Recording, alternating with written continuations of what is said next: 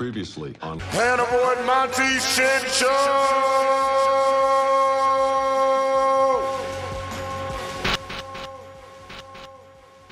Mike says his power should be smacka chi mode.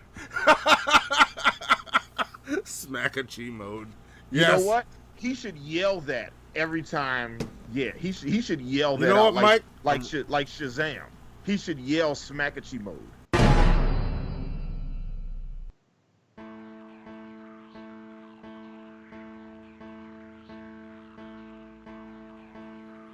Well, hello, shitheads! I'm so glad you're here. And let me just say, Hannibal and Monty will be with you in just a bit.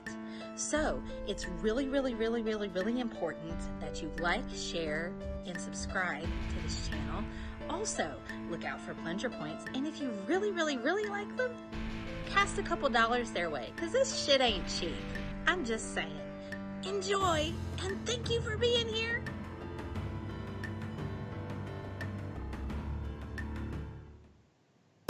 I am surprised that you agreed to do it. Why are you sitting down with us today? I'm very tired of all of the lies. I've been hearing things and seeing things on the blogs, and I'm just tired. What are the lies that you're hearing that disturb you most? Oh my God, all of them.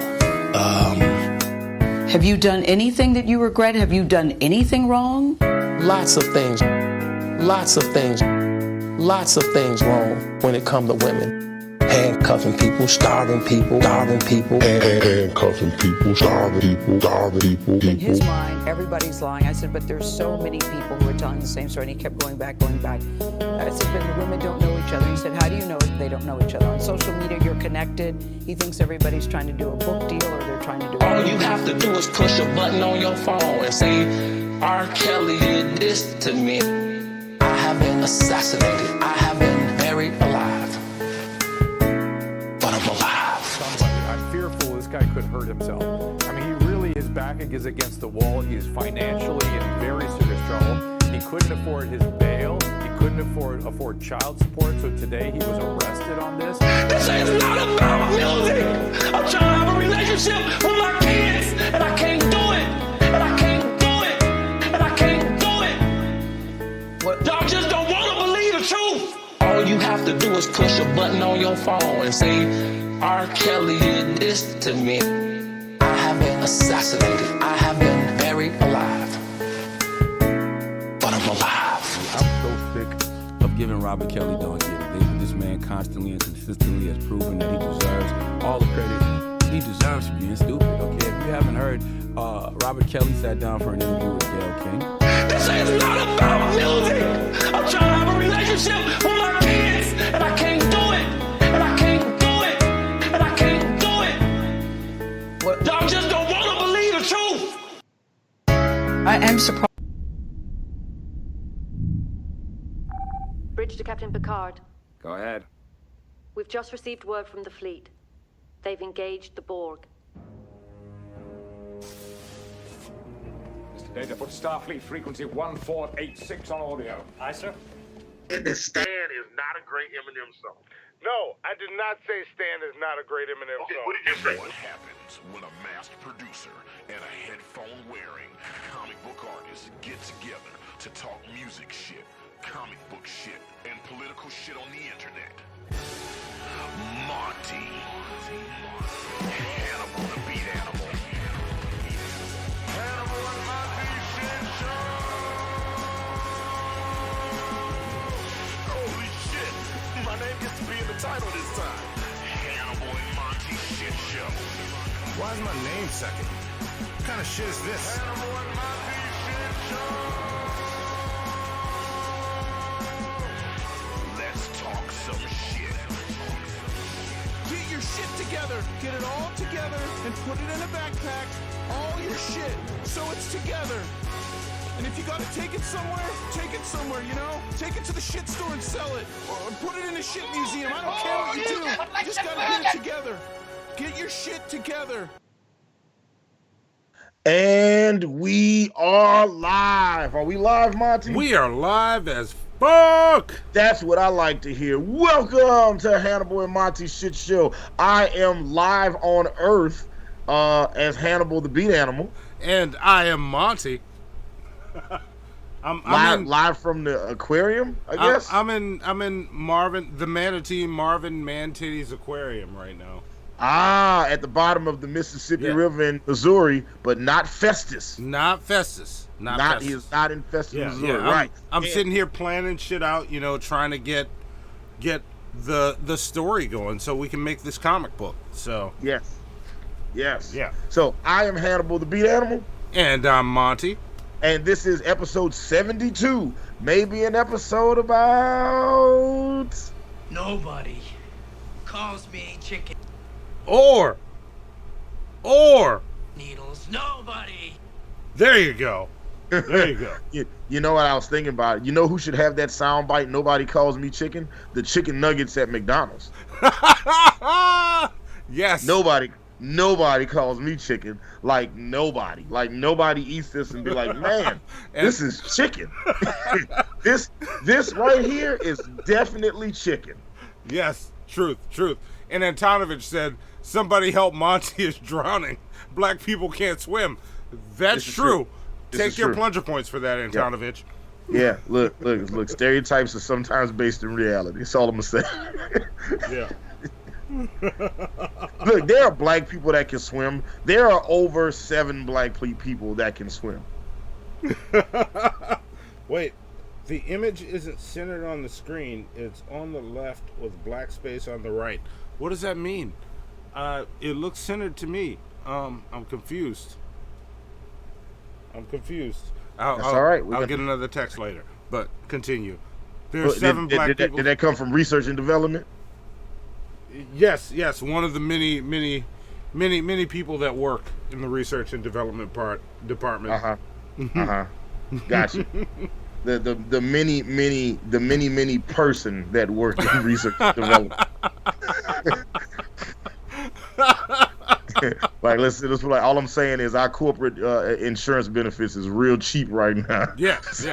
We don't got a lot of people to pay for right now, and also our insurance coverage is put some tussin on it. So. That's true. Yeah, it'll be fine. It'll be fine. Just keep doing the show. Yeah. Our insurance policy is stop complaining. Just do the show. Yeah. There you go. Also, it looks like on my screen it shows we have 34 people watching and 20 likes. We got to make that match up. We got to have that like to view ratio be equal. So if you haven't already, go ahead and consensually massage that like button. There you go. We talked to the like button earlier and she's down. Like she is with the shits. Yeah. Just do what I do. Just lick the tip of your finger and then just go to town. There you go. Make that like button happy. The like button's I want it. I like to spit on my index finger and thumb and just very gently, just like that. Just a little bit.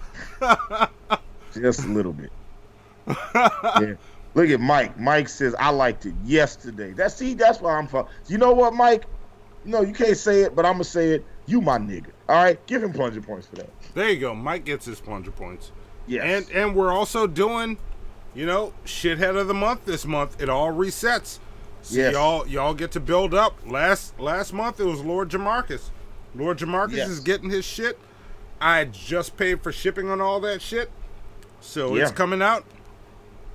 Antonovich said Bill Cosby the like button. No, don't Bill Cosby the like button. No, the like button wants it. Don't Bill Cosby it. Yeah. Don't Bill Cosby it. Yeah. Consensually. Yeah.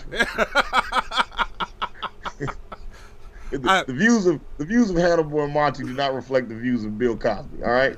So it's like, I actually heard a comedian say the other day. I don't know if it was Natasha Leggero, or if it was maybe Anthony Jeselnik. Somebody said that they don't trust comedians that work clean. That's like, I don't curse in my jokes. They don't curse. They don't tell dirty jokes or anything like that. And it's like, any comedian that does that shit, they don't trust them. Yeah, I can agree with that. Like, don't be afraid to make mistakes. Like, I'm going to say whatever the fuck I feel when I feel it. If it's wrong, I'm open to being wrong. Like, just tell me I'm wrong. Like, there's no need to cancel. Yeah, like wrong. your opinion on Stan, right? I'm right on Stan. Like, but we're not getting into that. You're I'm definitely not right on Stan. Yeah, You are wrong. Stan is a great Eminem song. You're saying I'm wrong about that? It is a 5-star Eminem song. No, I'm glad that we finally agree on that. I said Stan is a great. Let's move on to our Eminem first song. segment, Monty. Let's go ahead and talk about this Babymetal. Well, yeah. Let's get into Have You Heard This Shit? Here we go. Yes, have you heard this shit?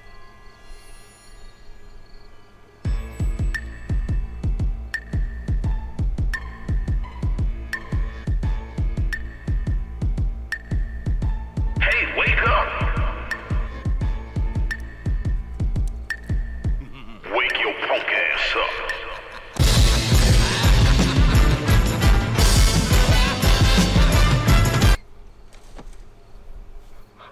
Who are you? Have you heard this shit?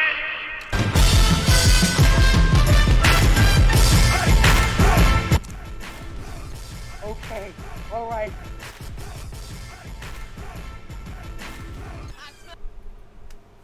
I There we smell. We never get to what he smells. I know. One of these days, we don't get to one of these days we'll get to it. Yeah, we'll one of let these everybody days. know what he smells. Yeah. So the ball's in G-Man's court on that. Ooh, foreshadowing. I like it. You know what? That was so good. It was 5 shadowing. There you go. All right. You're not even gonna give me plunger points on that? I see how it is. I was just about to give you plunger points, but right. since you demanded them, Zoe, our lovely producer Zoe, go ahead and give Monty 1/2 of a plunger point. I got a 1/2 a plunger point. There we go. A half a point. So this week, Monty and I are reviewing an album from a group called Babymetal. Yes. You heard that correctly.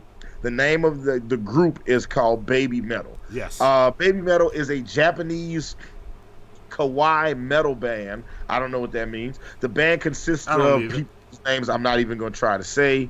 The band is also produced by Cobra Metal from the Amuse Talent Agency. Their vocals are backed by heavy metal instrumentation performed by a group of session musicians known as the Kami Band at performances. So the reason we're talking about this album is a couple weeks ago, this was the #1 album in the country. And I don't know what the exact sales numbers are on it. I'm about to find out in a second. But this is the band's 3rd album. Yeah. And it was the first album they did that charted very, very well in America. Let's see, what did it do? In the United States, in the United States, Metal Galaxy debuted. Oh, it actually debuted at number 13, but eventually shot up to #1 on the charts. All right. Interesting. Crazy. Interesting.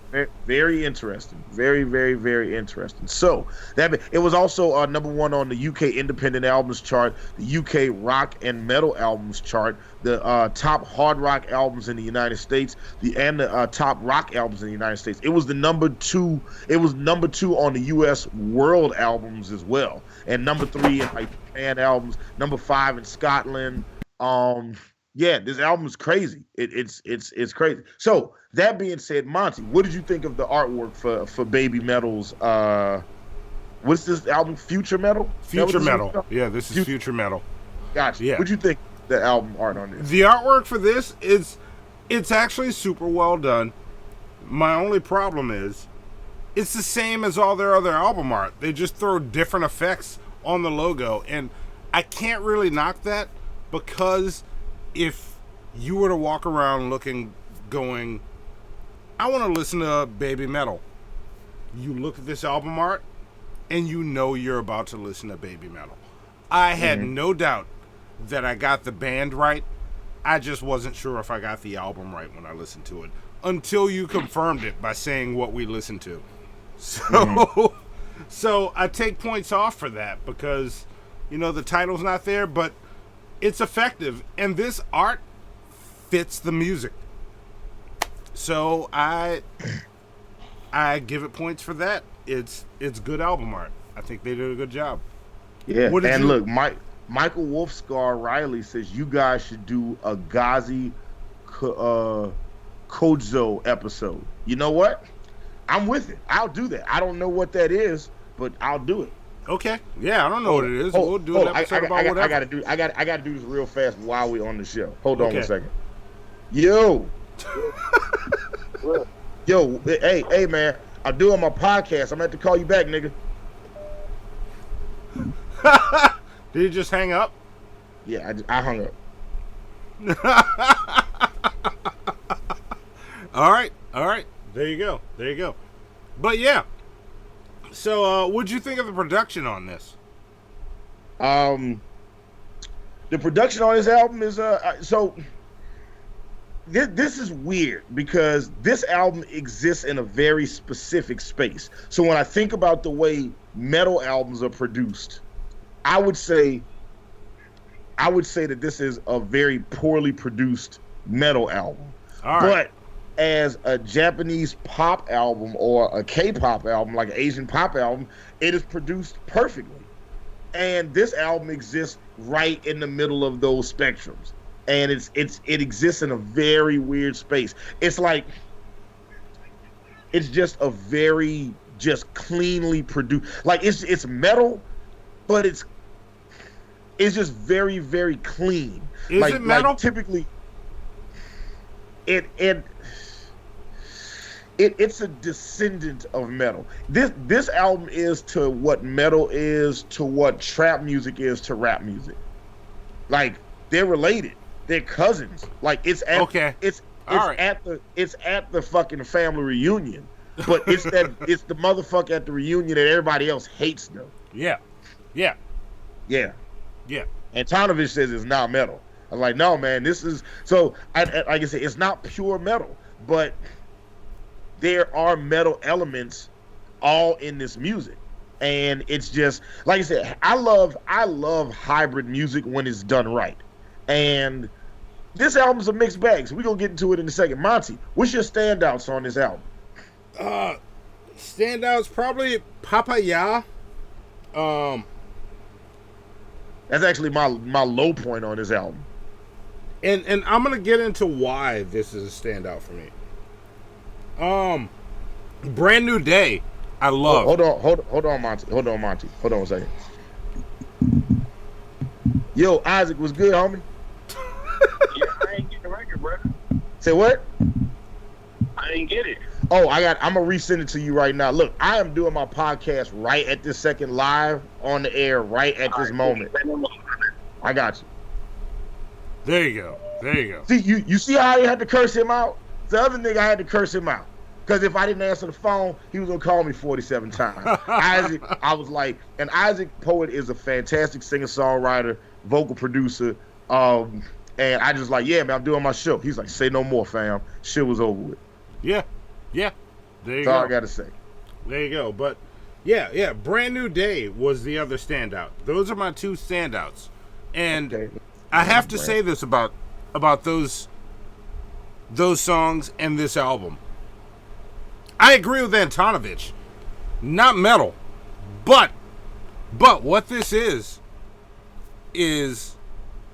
if you are into anime and the theme songs for random animes or background musics for boss fights in Mega Man and shit like that, yes, this is the fucking band for you. I'm so mad because that's exactly what I was gonna say. All the music on this album sounds like the background boss music you hear on any of the Mega Man games. Yep, that's exactly what I heard. Like. That's what I was telling you earlier when we were talking. I was like, I've got thoughts and I'm gonna save them. And this is what my thoughts were. It sounds like Mega Man boss music, and that shit is awesome. This shit is awesome. In that lane. This is not metal. Not at all. This is Mega Man boss music. Whatever genre that is, they are killing it in that genre. This is where I would challenge you on this. And I don't want to challenge. I'm not going to challenge you because I don't think it's worth a challenge right now. Yeah. This is what I think this album is. This album is All right, so the main genre would be rock and roll, right? And then heavy metal is the subgenre, right? And then under that subgenre, there are many things that fall under that tree. You know what I'm saying? The metal tree has bore a lot of fruit. Some of it is delicious, some of it isn't.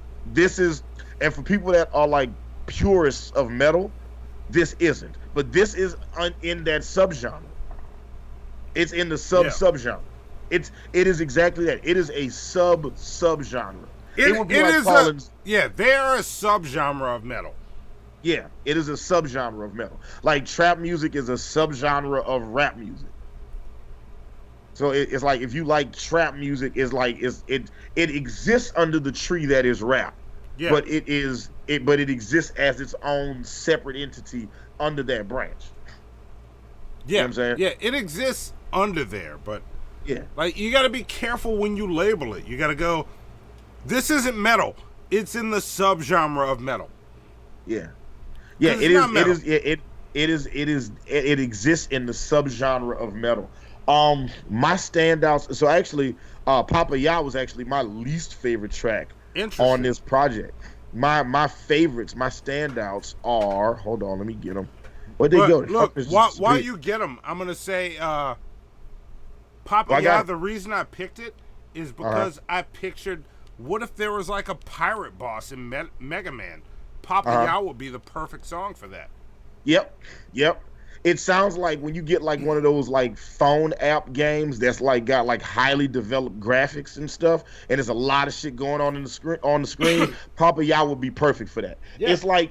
It was like listening to an album like from your favorite artist, and then randomly had a song they did from a musical right in the middle. Yeah. It just throws the shit. But like, there's my two standouts is Starlight and Distortion.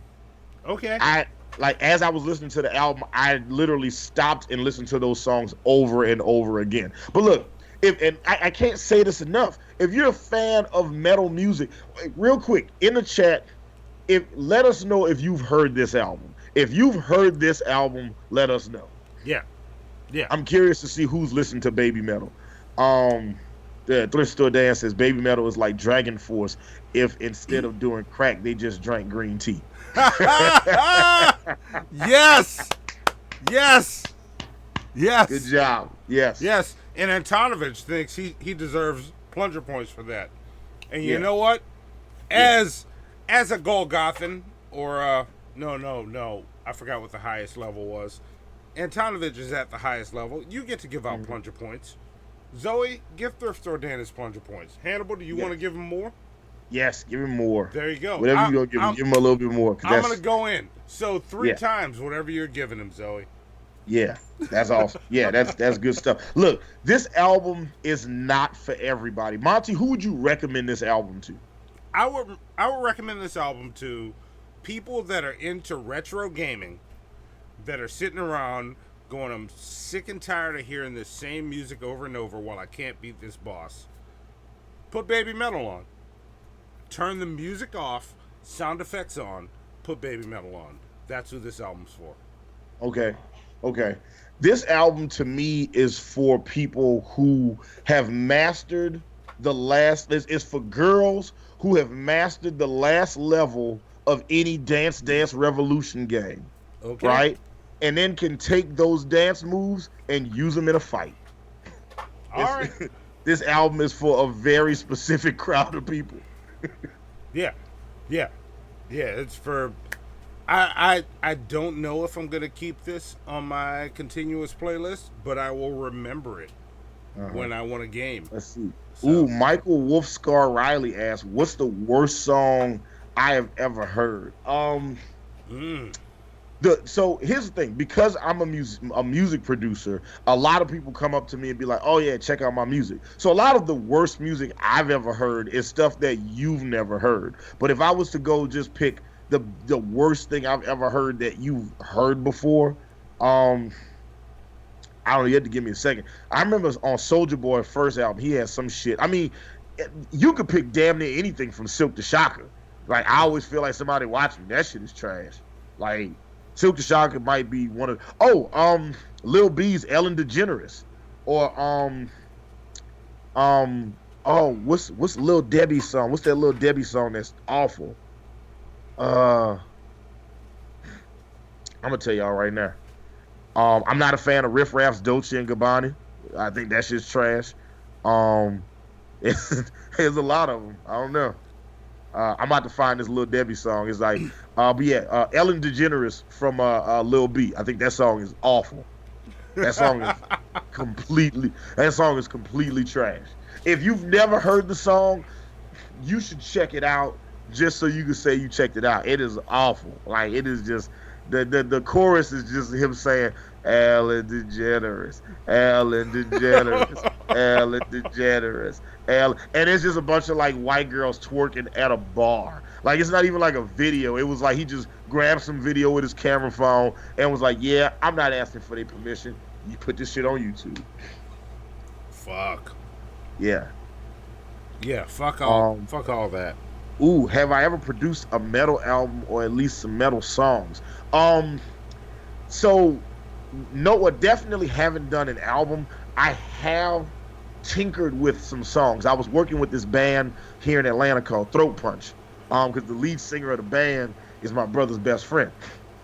So, we had been working on some stuff, but it's just, we never quite got to, like, I'm used to creating a bed of music first, and then, working with people to kind of develop and deconstruct it. And the way they work is kind of a group setting where everybody's kind of putting ideas in the pot at the same time. Yeah. So me being able to grab the pieces and then put them in the session and do it, it was a bit of work that I wasn't prepared for. Plus mic and like figuring out the proper way to put microphones on drums is a bitch. And metal drums is really a bitch. You know what I'm saying? And I didn't want to set it up where it was like we had to put one mic on one drum and like, all right, play all the kick parts. All right, now play all the snare parts. All right, now play all the cymbals. Now play all the tom. It's like, it's too frustrating that way. He's got to play it all at the same time, and I got to figure out how to capture it all at the same time. So, yeah, it's an art, for sure. He said Miley Cyrus was an awful song. Yeah, it is. That's trash too. He said Monty's favorite song is Cookie by R. Kelly. No. It depends on whose cookie it is, because Monty is fond of white macadamia. So, anyway, yes. He likes those thick, juicy white morsels.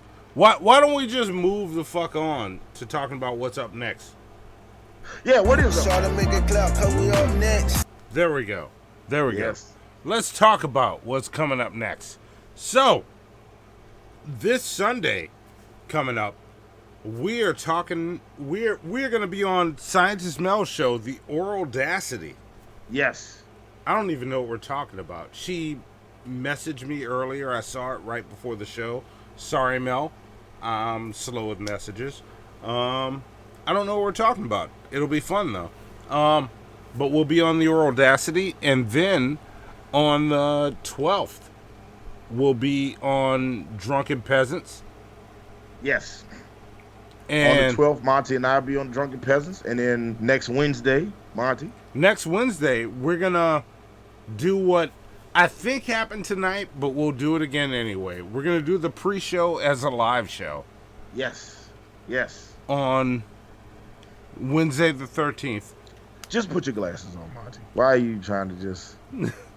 You know what? I will. I'm going to put my glasses on. I'm about to go get this nigga a magnifying glass, all right? There we go. I'm looking at the list. If you were using a Brave browser, you'd see that shit perfectly right now. I know. I might need to make the font size larger. I'm getting old. So, but yeah, on the 13th, we'll be on the pre-show. And so far, we have confirmed Anna from the Geek Room coming in with us. I don't know about Billy yet. We're working on Billy. But we're trying to get Brand and Billy. Right now, we got Anna. So, I mean, no, we got Anna. So she's working on Billy. Yeah, and then the Friday after that, on the 15th, we got Pimp Monk joining us. He just confirmed on text now. Pimp Monk will be here for my birthday show. I'm not doing shit on that show. Hannibal's doing it all. Yes, on Monty's birthday episode. So just so you guys know, Monty's birthday is not next Friday. Monty is celebrating his birthday next Friday because, Monty, tell him why. Because I do not share my birthday with turkey.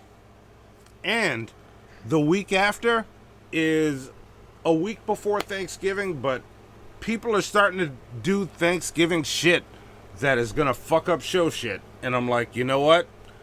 I'm out. My birthday happens a week before. I don't share my birthday with turkey because my birthday's in November. It always falls on or around Thanksgiving. And people like to give me the combination Thanksgiving birthday. I'm like, no, fuck you. No. I don't want it.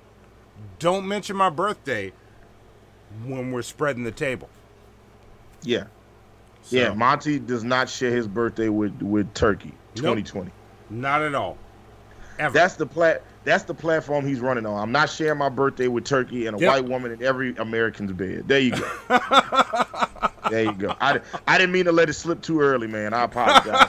So so that's some of the shows that we got coming up next. Yeah, and also don't forget we're also on DP on the 19th. On the 20th, we'll leave that one up in the air. We're gonna skip that one right now. But also DP on the 26th. And then our torture episode this month will be Kanye motherfucking West on the 27th. Yes, we gotta talk about the brother Kanye. We're gonna go through his entire discography, and we're also gonna touch base on some of the crazy shit Kanye West has done over the years, from George Bush doesn't care about black people to Taylor Swift, I'm gonna let you finish, but Beyonce had one of the greatest videos of all time, to slavery was a choice, to hey, I'm working on my Christian album, can't nobody be fucking while I'm working on this album. We got a lot of look, we got to figure out how this nigga got in the sunken place. We got to figure this shit the fuck out. Yeah. So we're gonna dig into that. Hanging out with Candace Owens and shit. Like, what the fuck, man? Yeah. On that show, we're gonna figure that shit out. Yeah, so that's definitely that. And also, because we were supposed to tell people on this show. So this month for our monthly comic book episode, Monty and I will be reviewing non-Marvel or DC superhero films. So we're gonna watch. Right now, we've decided to watch Sin City and Sin City 2. We're gonna watch The Crow with Brandon Lee and Tank Girl. Yes. Right? And we need one more movie though, guys. So we want you guys, so right now in the chat, we want you guys to we'll give y'all a couple of minutes. We'll give you like 2 minutes, right? So we can collect this out. The first 4 suggestions, Monty, or 5 suggestions? 4 or 5? Okay, so the first 4 suggestions that come in, guys, for non-DC and Marvel superhero films, drop them in the chat, and we will review those on the show. We'll talk about. We'll have you guys vote on one of those. American Nightmare already picked Spawn. We already did Spawn though. Yeah, we did already do Spawn. Sorry, there we go. Yeah, got it. There we go. You got to pick something that we haven't done already. Hold on, let's see what we get. Spawn. Okay, Kick-Ass just came in. Great choice. Oh, Kick-Ass would be fun. All right. Steel. We already did Steel. Let's see. All right, wait. Hold on. It's coming in too fast, y'all. It's coming in too hot. Wait a minute. You motherfuckers move fast. All right, hold on. Let's see. All right, Hancock is not a comic book movie, LA Anime. Yeah, it's got to. Yeah, so the movie has to be based on a comic book property. So that's what it is. MAGA Force. What is MAGA Force? I don't know. Let's see. Power Rangers. Animated Hellboy movies. Destruction Inc. We already did the animated Hellboy movies. The Batman threw in 30 Days of Night. Ooh, that's one. There you go. And if we do 30 Days of Night, I know the artist that drew like 10 issues of that comic. So what is Megaforce? Hold on, let's see. Megaforce. I'm Googling it now. All right. This looks terrible. All right. I kind of want to do this. Well, we're going to let y'all vote. Please tell me this is based on a comic book. Yeah. Oh man, I would love it if this was based on. I don't know if we got to find out if this is based on a comic. I'm gonna write it down because if it's based on a comic, I want to do this. All right. So hold on, we might not vote. MAGA Force. Hannibal might veto the vote. I'm not gonna veto the votes. No. I don't do that. Okay. What else? We got Buffy the Vampire Slayer, which definitely counts. Yes. Buffy the Vampire Slayer, and I need one more. Let's see what else we got. Kick-Ass, Hancock doesn't count. Steel, we already did. Power Rangers. Was Power Rangers based on a comic book, Monty? I don't know. I don't think it was. I'm going to write it down, and if it is, then it'll be on there. If it's not, then we won't do it. I don't think it is. So we already did Spawn. Hellboy, we did. Hancock isn't based on a comic book. We already did Steel. 30 Days and Nights. Watchmen. So Monty and I had this conversation about Watchmen the other day because Watchmen didn't start off as a DC comic, but it is a DC comic now, right? Yeah, Watchmen's a DC property right now. It was Charleston Comics originally. So, yeah. See, original Fantastic. Oh, go ahead. I think Watchmen might count. I don't think it should count. I think that once it becomes a Marvel DC property, like that's like what is it? Toxic Avenger, right? Yeah. That wasn't like they made the movie, it was terrible, and then they were able to license the rights to Marvel, and then Marvel made it a comic. Yeah. True. All right. So I think that once they get it, it shouldn't count. Somebody else put the Kingsman. The Kingsman a comic book? I don't know. Is it? All right. I'm gonna write it down. Kingsman. Write it down. We'll research and we're gonna make polls. There's gonna be polls on the show. And then somebody else put Scott Pilgrim. And look, I want to do Scott Pilgrim versus the World. The question with that though is that a comic book or is it a manga? If it's a manga, then should we start counting mangas into our list? Because that's just gonna change the nature of the list altogether. Yeah. But not necessarily in a bad way. Yeah. Not necessarily in a bad way. And let's see what else we got. We got anything else in here that we haven't? Are we doing animes? Dragon Ball Z, Teenage Mutant Ninja Turtles, Monty. How's that? I think TMNT counts. See, then that get okay. All right, so we have enough choices here where we should have one of these will be our. Well, actually, you know what? We only needed one, right? Yeah, we need one more. Gotcha. Okay. So, guys, so of these options, we will whittle the list down and make a poll. Yeah, and then tomorrow, well, either tonight or tomorrow on our Instagram page, Facebook page, Twitter pages, and on here on YouTube, you guys will be able to vote. We'll add up all the votes tomorrow, and then on Friday we'll announce which one is the winner. Or we might announce it tomorrow sometime. Yeah. So we'll figure it out. So then we'll know there we go. We're watching.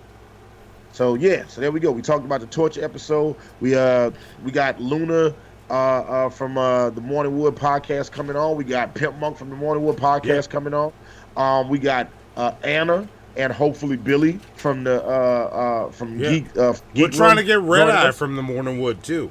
Red Eye and Billy. Yeah, Red Eye, where you at, man? You know what I'm saying? Let us know. We trying to get you on the damn show, bro. Yeah, let's make this happen. But yeah, that's what's coming up next. Now, let's get to the next part of the show, Hannibal. I got 2 questions for you. What you got for me? Here's question number 1. What's up, nigga? You want to talk some shit? Yes, I do want to talk some shit. Also, Vapion says we should do Kingsman, Kingsman 2, Kick-Ass, and Kick-Ass 2 since they're all written by the same guy. They are. So look, if that's the case, we should just make that a whole episode. That should be one of our comic book episodes should just be those movies. You're right, Vapion. Bank that. Remember that, Hannibal? Write it down. We're going to make it happen. Vapion gets his plunger points when we do it. I got you.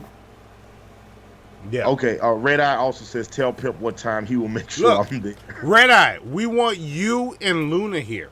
It'll be you, Luna, me, and Hannibal. Yep. And Pimp Monk's on a different show. It's going to be us. Yeah.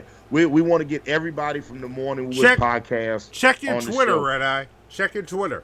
I sent Or you whatever. a message there. Let us know what your preferred social media is so we can make that shit happen. Goddamn it! All right, Yeah. Monty, let's go ahead and do the second question. But yeah. But before we get to the second question, since we want to talk some shit, let's find out what was amazing this week. Oh, there was some. Oh, of course. Well, there's always something amazing when JLP is in the building. Yeah. So here's what was amazing this week. Here you go. It's amazing. Racism has never existed. Amazing. Amazing. And dirty one. Amazing. How old is too old to be a gamer? 69, because after that you've lived past the time when the joke happens. Would Jesus support sanctuary cities for illegal aliens? Absolutely. Jesus Christ of Nazareth? Absolutely he Is would. Michelle Obama attractive? Yeah, I like that sleeveless dress look. I'm here for it. Is Crooked Line Hillary an honest person? Oh no, hate me some crooked Hillary. Are men bonds alpha or beta? I Like that say bond they're you have. alpha. Look at this. No, that's, Can't do that with your hair, can you? that's beta all the way. That's buddy. alpha right there. I bet your girlfriend would think, look at my man. Everyone taking- else wiggles it. They line up Do around the your block to girlfriend wiggle think, my button. look at my man taking out his hair like a woman. Last weekend, I participated in the first straight pride parade ever. Congratulations. Up in Modesto, California, ever in the history of America. Would you march in a straight pride parade? Straight pride parade? Yeah. Oh, absolutely. But not that one, though. The one you went to was organized by Nazis. No, that's not true. Oh, never mind. No, the Nazis showed up. These radical lesbians and we lesbians homosexuals and beta males. Why are lesbians so fat? I noticed that lesbians like fat from the. Because they're they're real. like full fat. They're They're real not soft. like. Wait, don't you like You know, how women? sometimes they. Don't You like know, how women? sometimes you're just fat in the hip or the stomach. Yeah, you right? got the fupa. But lesbians Yeah. like full fat. And all these fat lesbians there. I'm like, why? Look at the fat lesbian. Fat woman! Why are lesbians so fat? I don't know. Maybe they're real soft. You like women, right? Because you they like have- the big. Is it? No, when I they- like small women. Oh, okay. Some people like the I've never big been into the gazongas. fat woman thing. I the don't know. hobbly-doos. I know a lot of black men are into the fat woman thing. I don't know where that came from. Big chunky. They're Because when I was smooth. growing up, black women were not fat. They was like really shaped well. They looked like a woman. They didn't look like a fat block. I love all women. But why are Skinny lesbians women. so fat? I think maybe they love jiggling their boobies It's together. because they have conflict about being lesbians, so they're overeating Yes, it must be a deep and drinking. So emotional I heard problem. they Yes. eat and drink a lot. Yes, all And they're lesbians. depressed. I think I saw that stat. All lesbians are depressed and eating. Today is going to be amazing. Amazing. Amazing. Amazing. Amazing. Baby. He clearly is trolling. He is clearly trolling. Like he does not believe that shit. He is fucking with us. Jesse Lee Peterson is fucking with us, and we are not. And we need to be in on the joke. Is he? I don't know if he is. But that was him talking to Vosh. And Vosh, come on the shit show, dude. I love you. You're awesome.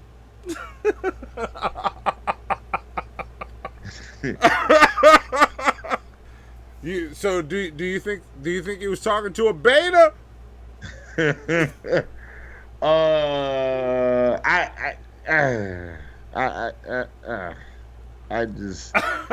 Jesse Lee Peterson is just he said, is that why all lesbians are fat? It's like, I like that he asked you a question about something that's not true. It's like, he's like, hey, so we all know that Hillary Clinton is crooked, but do you think that she's this? And it's like, well, we don't all know that she's crooked. That's the truth in your world. That dude's amazing. That dude, Jesse Lee Peterson is hilarious. Like you have to step back and just like be like, don't take him seriously. Don't take Diamond and Silk seriously. Don't take Candace Owens seriously. You just step back and laugh at them niggas. Just be like, all right, y'all are hilarious. Betas? Yeah. Like, like if you remember in that movie Abyss with Ed Harris It's like when he goes down into the Mariana Trench, and when he goes all the way down to the bottom of the trench, there was like some aliens down there. Was a whole civilization. The leader of that civilization, all the way down at the bottom of the Mariana Trench, was Jesse Lee Peterson. Yeah, that's how sunken that nigga is right now. He is way off over there. Yep. And as soon as you walk in, Jesse walks up and he goes, "Do you love black people? Yeah. Do you love white people?" Those are the two questions you have to answer before you can proceed. He was just like all lesbians. He was like, yeah, black men love fat white women. I don't know what that's about. Oh, Jesse. One of my favorite Chris Rock bits of all time. He said that he knows some. He says like the issue with interracial dating is like black women aren't generally attracted to white men. So that's why they get so bent out of shape when black men, Monty, date white women. Because it's like black men will date any white woman. And he said, I know some white women right now that don't have a scale in their house. They know they gaining too much weight when too many black dudes start hitting on them. Shit, no. I don't date any white woman. I didn't say you, Monty, do that. I was just saying people that date white women and stuff like that. All look, right. And then look, you got your feelings all into it, so you fucked up the bit, all right? Like Chris Rock told a very good joke. Okay, anyway, whatever. You threw my name into it. I was just saying that you like white women. But anyway, before we and you know what? I misspoke. I shouldn't have. I you know what, Monty? You're absolutely right. I shouldn't have said that you like white women. I should have said that you love white women. Anyway, before I ask you the second question, how you feel about some G shit? Are you in the mood for some G shit? So look, y'all, I'm sick, and I had a spinal epidural today. Hannibal the Bee Animal had a spinal. They took a giant needle and say, "You see this big ass thing? We're gonna stick this in behind you." I said, "Oh God." They said, "We're gonna stick it right in your spine." I said, "Oh Jesus, God, thank you Christ." I thought you was gonna put it in my booty hole. I was getting real scared. So, shout out to the doctors for getting it in the spine, not in the asshole. So yeah. There you go. No, I don't want to hear any G shit at all. What? Like, tough shit. It's time for some G shit. Zoe, hit it. I think they in the mood for some motherfucking G shit. So Dre, what up, dog? I refuse to interact with anybody else on the internet, and I am getting off of here for good. I am entertaining deleting all of my YouTube channels because I'm sick and tired of the garbage that's going on here online. I'm tired of that. I can't even offer my opinion on here no more without somebody dropping my personal information on here. Let me show you guys my ready for these raps. I'm going to talk about whether or not I take these things seriously or not. The opinions of other people concerning them, what I'm working on, and things like that. So let's get into this. You know.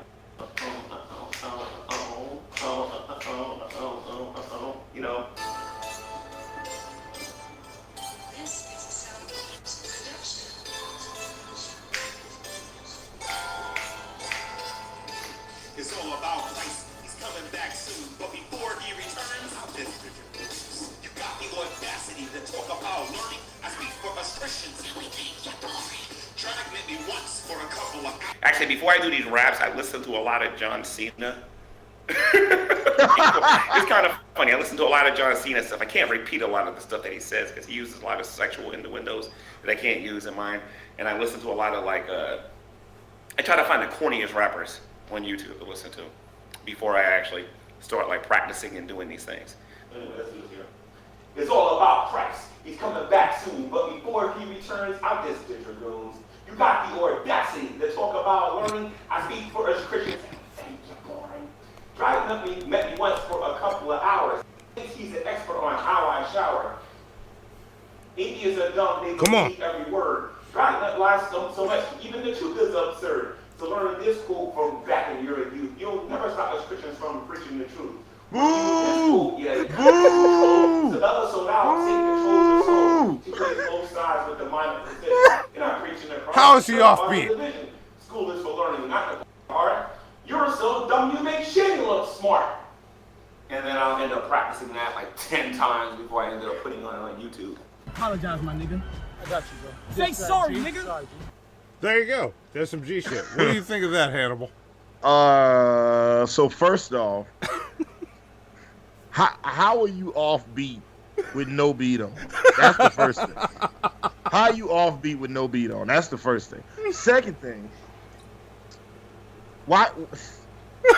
And I swear I'm not dissing John Cena, but why is John Cena the person you listen to? Oh, I listen to John Cena and bad rappers before I do my shit. You know what? I kind of want to produce a song for G-Man. I do. I want to see if I'm a good enough producer. Look, wait. Hang on. G-Man. Pause for a second. Somebody mark this timestamp. Say that again, Hannibal. Yeah. And you can clip it out and send it to him. All right. Yeah. I would like to produce a song for G-Man and see if we can make a song together that the internet would not shit on it. They would be like, you know what? This dude can rap. He's all right. There you go. G-Man. Right there. I'm putting it out there right now. Now look, listen. The doctor told me that I shouldn't make any major decisions because I have a lot of drugs coursing in my veins. So I might not legally be able to agree to these terms right now. I'm fucked up. You know, but right now the drugs is telling me I could do this. Yeah. You know what I'm saying? G-Man, send him a Skype message right now in a verse. He might work on it before he goes to sleep. Yeah, man. A Hannibal G-Man collaboration. Like, I don't even know and right now, everybody in the chat that knows who G-Man is, what type of song could I get G-Man to do that y'all wouldn't immediately shit on? What would that song be? Because, like, it can't be religious. Yeah. Like, it can't be off the rip, it can't be religious. So if we take religion off the table, it's like you're not allowed to talk about God or Jesus in this song. What can we talk about? What can we make a G-Man song about? Could we do like Kanye West, like Gold Digger type record? No, I don't think G-Man would be into it. Like, you could do a song about, barrels, like blue barrels. And the song, I would make the song owned. It would be on. No, but see, if you do an own song, then he's gonna talk about Jesus and the dragons and all that shit. So yeah. No, none of that. G-Man, think about it. What do you want? See, clowns, wrestling, country, Ring of Fire type. See, a wrestling song. He's big into wrestling. Could I make a song about wrestling? Could I have G-Man do a song about wrestling? And you know what? We could do it. Yeah. We could do a G-Man, like it would be like, okay, it would be I got it. I got the song. I got the shit right now in my head. Okay. See? Yeah. G-Man. We could do it. I could do it. I got it already. I got the song. Hit us up. Let's do it. Make the song about Jersey City. See? He can talk about Jersey City. Yeah. See, his Brett King rap produced by Hannibal. That sounds terrible. That's just like, hey man, you want to wash this mountain, this fucking mayonnaise down with some fucking, I don't know, what's a gross ass, with some Clamato juice. Also, whoever decided that clams and tomato juice went together, it was like, man, this tomato juice is just really tart and just hits the back of my throat like vomit. What can we add to it? Clams, my nigga, clams. What taste, what flavor can cover that part of tomato juice that triggers the gag reflex? And somebody was like, well, we could grind up some clams. It was in Seattle. Whoever came up with Clamato juice is from Seattle. Somebody who loves chowder. And it was like, I need a clam-based drink to drink, but I also like tomatoes. It's like Bloody Mary. Also, can you make a Bloody Mary with Clamato juice? And if somebody made you a Bloody Mary with Clamato juice and they gave it to you without telling you that, is that fair or foul? Oh, that's foul. That's foul. Yeah. Emily the neighbor is in the chat. What's going on? What's up, Emily All right. the neighbor? And also, look, before I ask Hannibal the next question, Streamlabs is there. Let me know if that link doesn't work. Hit us up. Send us some Streamlabs. We will read those between segments. Let us know what's going on. But here is my next question for you, Hannibal. Yes. What's eating Hannibal? I got something. All right. Well, here we go. Roll that intro. Often imitated but never duplicated. Yeah, that's it. OG, original gangster, original gangster.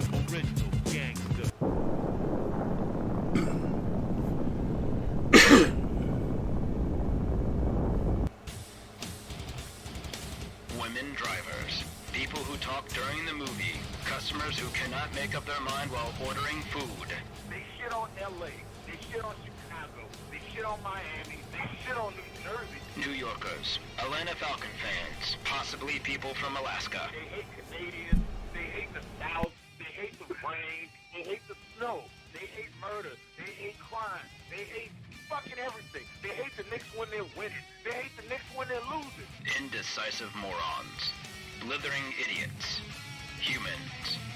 These people have formed a burning question. What is grinding Hannibal's gears?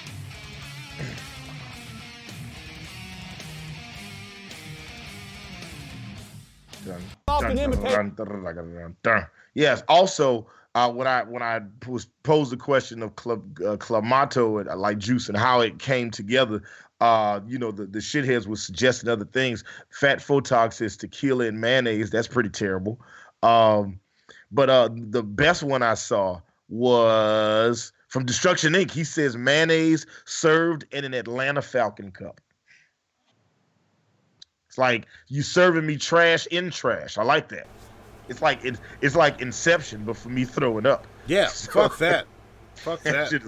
That shit is awful. Also, look at Monty, being anti-Falcons. That's why I fuck with you. Also, I see 50 people watching, 31 likes. Let's go ahead and make those likes match the amount of live viewers. Go ahead and consensually massage that like button. Now, what's eating Hannibal this week? And I'm going to keep this one brief so we can go ahead and get to the goddamn show. So, because I got some good drugs coursing through my spine and my legs is high right now. I didn't know my legs could get high, but they are right now. They feel great.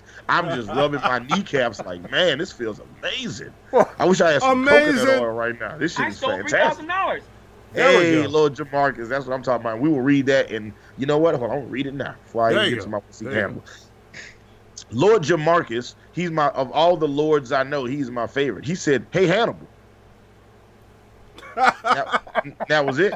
Also, I get the impression that he sent you some Hey Hannibal videos, and he's looking for them to get played on the show. Shit. And I think all the Hey Hannibals should get played on the show. You know what? I'm going to save the Hey Hannibals for my birthday stream. Look at There we that. go. And look, and for Monty's birthday, I'm doing all the segments. I'm going to do What's Eating. I'm going to do all my segments, and I'm going to do, so we going to have What's Eating Hannibal. Monty's important shit becomes Hannibal's important shit. Yep. Check this shit out. I'm doing everything. Yep. I'm doing everything. I'm not doing any of that shit because I don't feel like doing it. I don't feel like researching it. Yes, I'm going to do all that shit. Yep. So, there you go. Which I actually just got a great idea, Monty. We got to talk about this episode of this show. Anyway, so what's eating Hannibal today? Just ask me what I got planned for check this shit out on your birthday. Okay. All right. Just ask me about that. I'll ask you. Matter of fact, it's so good I don't even I can tell you about it. We'll talk. All right. Anyway, so what's eating Hannibal this week? So I'm out last week doing the ride shit drive, Uber, Lyft, and the like, and all that stuff, and I picked up this couple. We were riding in the car. So, and this happened twice, right? But I want to talk about this one thing in particular. I'm riding in the car with this guy, and we're talking. We're having a good conversation. Everything's good. I'm getting him to his destination. And then it's like, as we're talking about just different, just pop culture, nerd culture shit, he asked me, he says, "Hey, have you seen the Joker movie?" I was like, "Yeah, I've seen the Joker movie." He says, "What'd you think of it?" And I went on to talk about how fucking awesome that movie was. And then the guy was like, "Yeah, man, I didn't think it was that good. It shit looked kind of trash to me." And isn't it like he kept talking about all the stuff he didn't like about the movie, right? And then he said, he was talking, like, as he was talking about all the stuff he didn't like about the movie, then he said, I don't know, it just looks kind of trash to me. And I was like, wait, hold up. What do you mean it looks kind of trash to you? And he was like, oh, I haven't seen it yet. Why the fuck are you offering your opinion on this shit if you haven't seen it? That's what's eating Hannibal this week. People that offer their opinions on shit that they don't know what the fuck they're talking about, all right? Like, earlier this weekend, I picked up a couple, and while we were in the car, me and this girl had this moment where we both talked about our affinity for Harry Potter. And her husband was like, oh, that's just dumb. It's gay. It's weird. It's a bunch of British kids that can't act, swinging wands and saying nonsense words, gibbity-gobbity-good, and it's stupid and it's lame and blah, blah, and all this type of shit. And I was like, I don't know. I said, man, I felt like that after, when I saw the first two movies, but by the time I saw the third one, I thought I was sold when I seen Prisoner of Azkaban. That shit changed me. And he was like, I mean, I ain't seen none of them shits. They just look trash. It's like, well, what the fuck is you talking about then? You don't know if they're trash.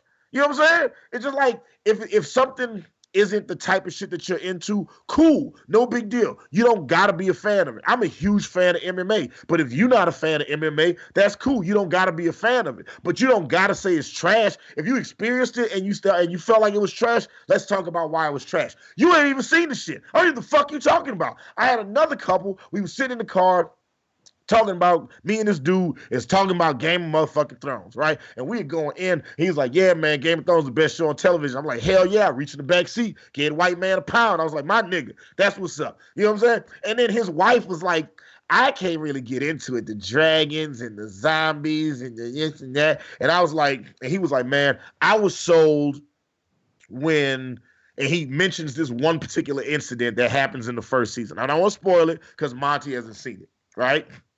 But Khal Drogo, a.k.a. Aquaman, a.k.a. Jason Momoa, murders somebody in a pretty spectacular fashion. And I was like, yeah, that shit was dope. And his wife was like, what episode did that happen on? And he said, well, you wouldn't know. You stopped at the first episode. And she was like, yeah, I just couldn't get into it. Well, why the fuck are you talking about it? Ain't nobody talking to you about this shit. This conversation does not include you, bitch. All right? This is, like, if you've seen the shit, and you didn't like it, let's talk about it. If you saw Lost and thought Lost was trash, let's talk about it. If you've seen The Sopranos and thought the last episode was dumb as shit, let's talk about this shit. If you watch Rick and Morty, you think it's the most overrated cartoon ever created, and you watched it, let's talk about that shit. But if all you've seen is a goddamn poster or a trailer or a comment section on fucking YouTube, your opinion is null and fucking void. You are not invited to participate in this conversation, okay? You are Rudolph the red-nosed motherfucking reindeer and take your fucking disease cancer nose and get at the back of the fucking line. Nobody wants you here. Blitzen, kick that nigga's ass. That's what's eating Hannibal. There you go. Fair. Yeah. Fair. Shit's crazy, bro. Like, why are you offering opinions on shit that you don't know nothing about? Yep. That shit is ridiculous to me. And it goes so much deeper than that, because I've had conversations with people where it's like, you ever have a conversation with somebody, or you're in a group of people having a conversation and they talk about a subject that you don't really know shit about. Yeah. Right? What do you do in those situations, Monty? I just flat out say, I don't know much about this, so I'm going to pull back and listen. Yeah, that's what I do. I just pull back and I listen. But I am amazed at the amount of people who will speak as an authority on a subject that they don't know shit about. Sit like, what's in the words of the great philosopher and poet Kendrick Lamar, Monty, what does he say? Be humble, little bitch. Sit down. Thank you. That's what's eating at. Right? Ain't nobody asking for shit. Sit down, be humble. You know what I'm saying? That's it. That's what's eating at. I said I want to keep this one short so we can get to the goddamn show. Yeah. See? Perfect. It's a great what's eating Hannibal. Like, I agree. I approve. Monty's stamp of approval on that motherfucker. Maybe I says it took until the Szechuan sauce episode before I really liked my Rick and Morty. It was, for me, it was the, and I wish Shayla was, I don't know if Shayla's in the chat or not. Let me know what episode it was that grabbed you on Rick and Morty. For me, though, it was the season opener for season 2. Yeah, that was the one that sold me. Here's a perfect example. I don't know shit about this show, so I can't chime in. Get your shit together, Monty. Get all your shit, get it together, put it in a little backpack, and get it together. All your shit in one place, so it's together. And if you got to put your shit somewhere, then put it somewhere. Okay. I know that's from Rick and Morty, but I'm gonna ask. Hey, Tish, can you bring me some cashews? See? I just asked for some cashews. Always need a white girl to help him with his nut. All right. Anyway, what you got? What we got next? Next, we got fair or foul. So let's get into some fair or foul. Hang on. I'm trying to get there. There we go. Boom. Here we go. Yes. How big are your balls? Okay, Mr. Rashid. Are they ready for the truth? Yes, they're ready for it. Just love it. And what's good? And how do they hurt us? Because they love Phil. We don't need to give any time to that mess, do we? We're talking about deliverance. See, I'm talking, so many people out there are captives. And I'm talking about homosexual lifestyle. I was delivered from something like that. I was a prostitute for over 30 years. I sold my body on the street corners. See, I can talk about that sin. Hallelujah, because see, I was wrapped up, tied up, tangled up. And I loved it when I was doing it. Hallelujah, God came and purged me. Hallelujah, God made me get it the old-fashioned way. You just turn your soul unto me and I'll use you. But now I can shake for Jesus. I'm under the anointing of the Holy Ghost. Bless you. Suck my cock, bitches. God bless you. Has the Imperial Magistrate reached a verdict? I have. Guilty or innocent? Innocent. Feed him to the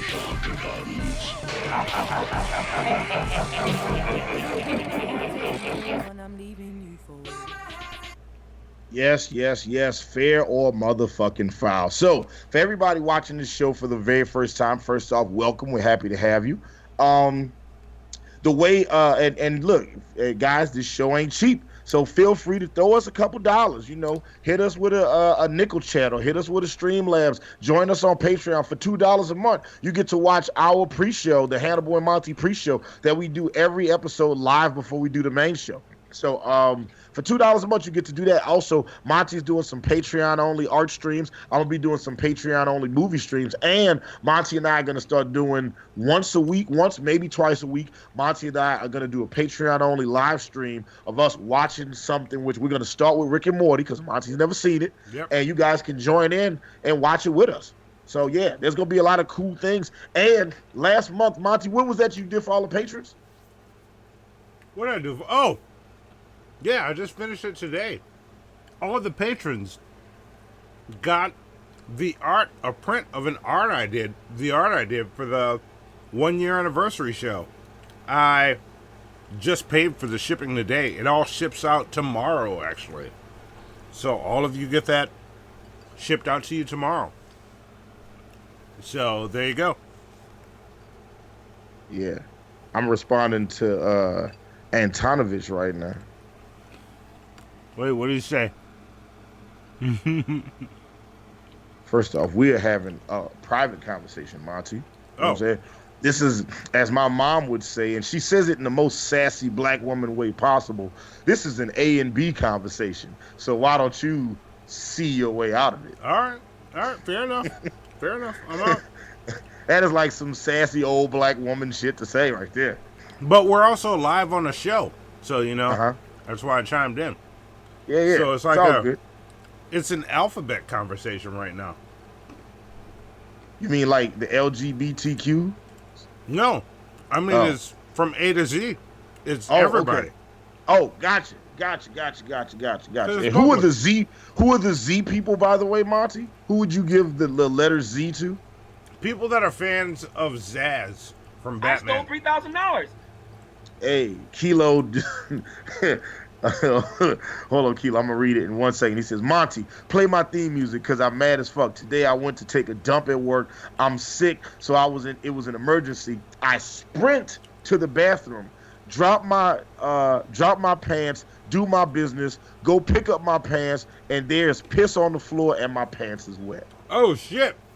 Damn, Kilo. That sucks. That sucks so hard. Look, a couple weeks ago, I was like, y'all, I don't know if for everybody watching Hannibal Watch Shit Show, y'all might not know it. I don't eat meat and dairy anymore, right? Or I very rarely will eat meat and dairy. Like, it might be 2, maybe 3 times a month, tops. So last month, I decided to indulge in some lasagna. And I was like, I fucking love lasagna. Went and got me some Stofers, the family size, not like the big, gigantic pan, but like the single size. Put that shit in the oven, ate that shit, and the next day I was out doing the ride shit driving, and I had to take the worst dump ever. I was like, it felt like somebody had kicked me in the nuts, and I had to shit on myself. It was a terrible combination of things to happen all at the same time. So I had to use a bathroom in fucking Trader Joe's, and these obnoxious white women kept knocking on the door and shit. How much longer are you gonna be? Bitch, until I stop dying, that's why. Okay? I'm suffering from mud butt right now. Leave me alone. Fuck. God damn. There was a whole other bathroom next to that. And look, y'all understand that was my first time ever going to Trader Joe's, and I swear I want that to be my last Trader Joe's. That could be a What's Eating Hannibal right there. Fuck that. Fuck that. Yeah. Well, let's see Emily the neighbor says, I think you're leafing something out. You know what? I like bad puns, Emily the neighbor. Please give her some plunger points. All right. It's not, everybody saying that is horrible, okay? It was just like, no, it's just lasagna. I stopped eating meat and dairy, all right? I just, I'm from New Orleans. I got to be careful about what the fuck I eat. True. Yeah, that's all. And I don't mind. I actually enjoy it. Like, the only thing I don't like about it is sometimes when I get hungry on the road, it's like, it's hard to find healthy alternatives, especially when you're at like 2 o'clock in the morning. There's no place where you can go get a fucking kale smoothie then. You know what I'm saying? You just got to deal with that shit. Not yet, anyway. Anyway, so for everybody watching Hannibal and Monty Shit Show, welcome. We're happy to have you. I'm a little sick and had a spinal epidural, so I got the best drugs coursing through my veins right now. Damn, that just happened. So, the way Fair Foul works, every day, I, Hannibal the Beat Animal, the lifeblood of the show, some people say, and y'all don't have to say that, all right? Is that y'all what it is? don't have to say I'm the lifeblood of the show, but I appreciate it. But, like, again, Monty and I are a team, you know what I'm saying? Like, I would be... No, I'm not. I was gonna say, like, he is the Robin to my Batman. No. Right? No.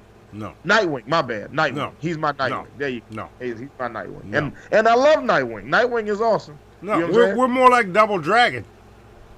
Why don't we go there? Okay. What was it? Hammer and Spike? Hammer and Nail? See, he doesn't even fucking know. Yeah. It's like Billy Lee and Tommy Lee or something. No, Jimmy Lee. Not Tommy Lee. Tommy Lee. I like that you took a white guy, you took an Asian guy and turned him white. Monty letting us know. He's the third dragon. You know, Billy Lee, what is it, Johnny Lee and Tommy Lee. Yeah. You know? Yeah. Triple dragon.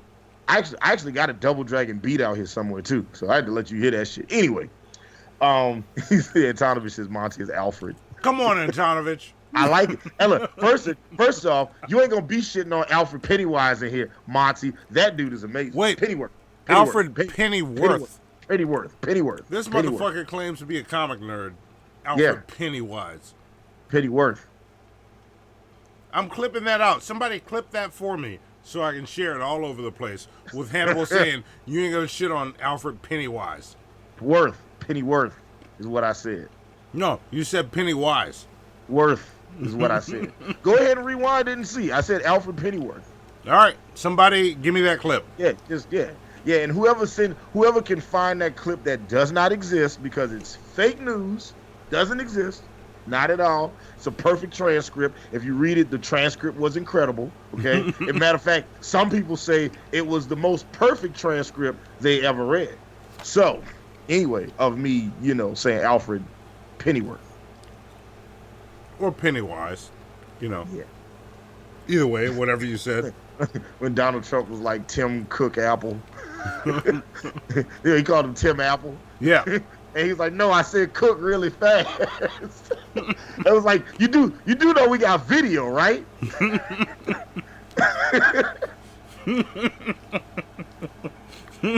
Yeah, I like that. Yeah, I like that. Yeah, somebody compared us to Ren and Stimpy, Bert and Ernie, Turd and Ernie, Tango and Cash. I like that. All right. All right. I like that. Tango and Cash. Ooh, Yeah. we might have to be Tango and Cash. I'm cool with that. We can do that for Halloween one year. Okay. So yeah, anyway, the way Fair Foul works, every day, Hannibal the Beat Animal, myself, I do a deep dive on the news. I have a news aggregator site I go to, and then I'll go to Associated Press and read a bunch of stories, CNN, Fox News, InfoWars, Breitbart, Politico, The Hill, The Blaze, Reuters, Axios. I go to all these different news sites, and I read these stories. And sometimes when I read these stories, I wonder to myself, you know, when I get to the end of the story, did they get it right or wrong? Was the end result accurate or inaccurate? Was the story fair or was the story foul? So I'm going to read you guys a collection of stories, and I want everybody to chime in and let us and Turner and Hooch. That's hilarious. That's hilarious. You know what, Thrift Store Dan? You get points just for Smokey and the Bandit, Thelma and Louise, Pinky and the Brain. You know what? I think the Batman won. Yeah. Jay and Silent Bob. Yeah, are you thinking what I'm thinking, Pinky? Same thing we do every night, Pinky. There we go. Thank you. Yeah, I got you. Tucker and Dale, Lee and Carter, Wayne and Garth. Yeah. But see, Monty doesn't get high, so it doesn't help. I don't. Yeah. So yeah. Anyway, so I'm gonna read you guys these stories. All right, Monty. To our lovely producer Zoe. Wait. Get ready to load up the first Fair Foul picture. Don't load it. Don't play it yet. Don't load it up yet. Just have it ready. Okay. All right. So everybody in the chat, let me know what you guys think about this. All right. The first story comes from the good people at Fox News. I'm sorry. Let me do that again. This first story comes from Fox News.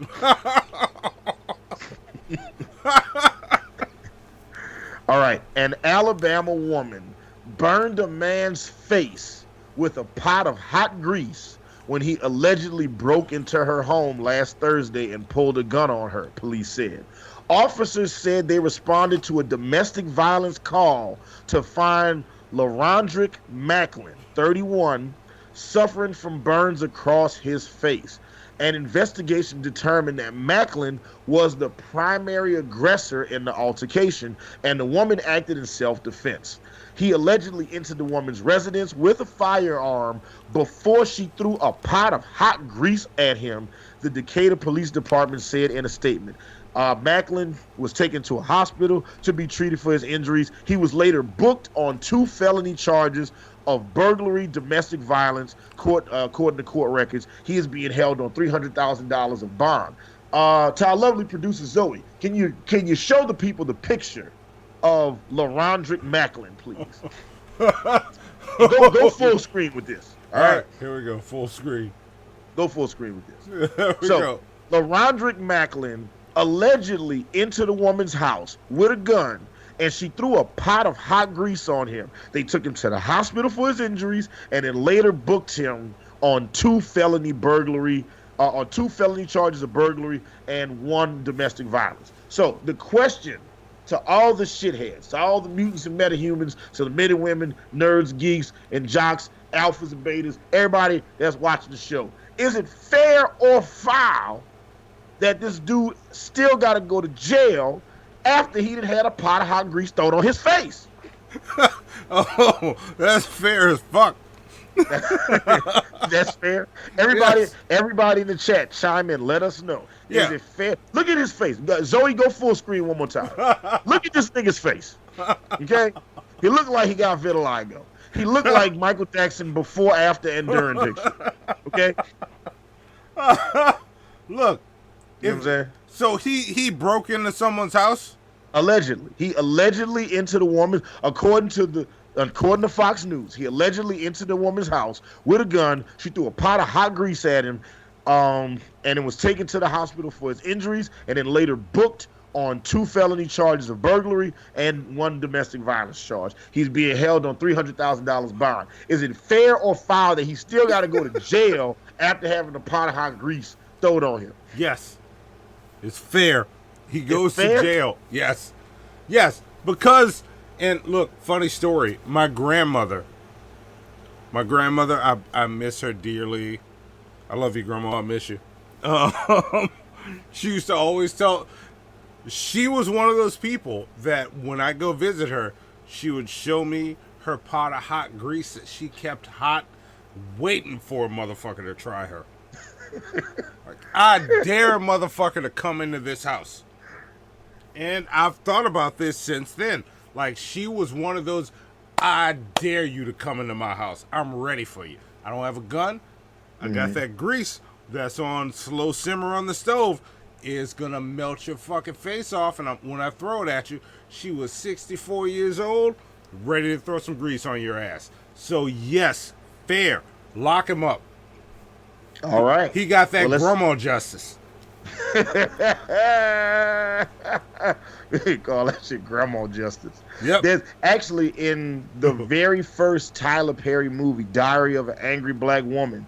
Oh no, not that was the second one. It was the second one. The Grits. The family reunion. Yeah. Yep. One of the characters in the movie was getting beat up by her husband, Blair Underwood, who was always the dark-skinned bad guy. You know what I'm saying, in these movies. Yep. So in this movie, Blair Underwood is beating up his wife, and his wife happens to be related to Medea because that's what the plot needed. And she was like, girl, let me tell you something. If he ever put his hands on you, you're going to throw a plate of hot grits on his motherfucking face, right? And at a certain point in the movie, she throws a pot of hot grits on their wedding day. On the day they're supposed to get married, this bitch throws a pot of fucking hot grits on his nigga face. Yep. I remember that. And that was the movie. And then the movie ended like 5 minutes later. That was the climax of the movie. It was unsatisfying as fuck. Truth, very true. So let's take it to the chat. Beta Death 564 calls fair. Let's see. Emily the neighbor asked, was that my grandma that threw the grits? No, my grandma wasn't a grits thrower. You know, she was actually a very refined lady. She was an educator. She was actually the first, I believe she was the first person to teach autistic children in Orleans Parish. All right. Yeah, I believe so. Or she might have been the first black woman to teach autistic children in Orleans Parish. And my grandmother also carried a .22 pistol. So, you know, she would have just shot you. She would have just shot him. Mine carried a pot of hot grease. So I'm just saying, you know. I got you. Mine was more resourceful. I mean, you know, if we've learned nothing as black people, guns ain't hard to get. You know what I'm saying? True. But I mean, a motherfucker probably suffers more if they get hit with them grits and grease. Yeah. So they're not coming into your house again, because if they go down the street, they might get shot. Yeah. But burns all over your face, neck, chest, and balls? Yeah. Nah. Zoe, go full screen one more time. It's like, look at his face, bro. She burned. She literally. This shit is ridiculous. She literally burned the black off this nigga's face. You know what I'm saying? She literally burnt him down to the white meat. All right. Parts of this nigga's face is well done. You know what I'm saying? This is crazy. And now he's got to sit in jail too? And now you got to go to jail too, right? You know what I'm saying? True. Anyway, let's see. Antonovich says, that sounds like a very Alabama story. Damn right it does. Thrift Store Dan says, fair. I'd rather get my face burned off than live in Alabama. Well, no, look, if you lived in Tuscaloosa and Alabama was in the national championship, I bet you fucking love that shit. You know what I'm saying? Fucking white girl party city right there. American Nightmare says, fair. It is if it's self-defense, but that is some Alabama shit right there. When you gonna read the Bigfoot article, Hannibal? You know what? It's coming. Matter of fact, the next episode I will read the Bigfoot article. I got you. Masorshu says, make love to me, Monty. Please. All caps, exclamation points. Give that person plunger points.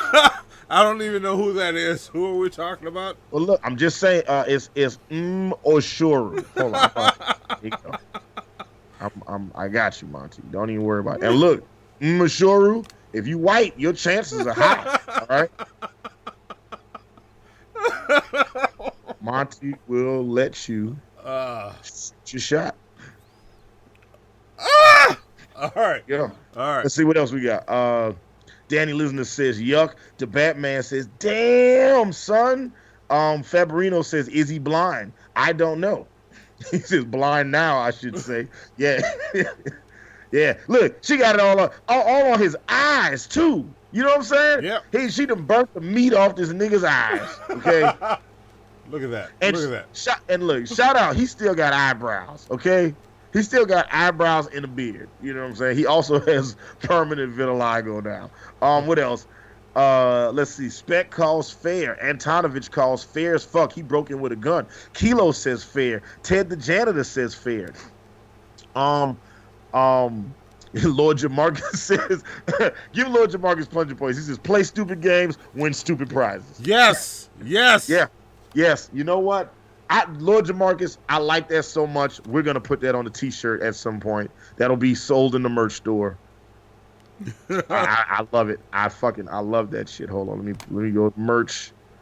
That is a great. Just give me a second while I fucking do this because it's too good of an idea. Hold on. What did he say? Where'd it go? Damn, my chat caught up again. All right, here we go. Where's it at? Lord Jamarcus. Here we go. Play stupid games, win stupid prizes. That's what he did. He played a very, very stupid game. Yeah. Also, she had to be making grease at the time when she hit him with the grease. Unless she's like my grandma. My grandmother used to keep a pot of grease just hot enough to throw on a motherfucker. You know what I just thought about?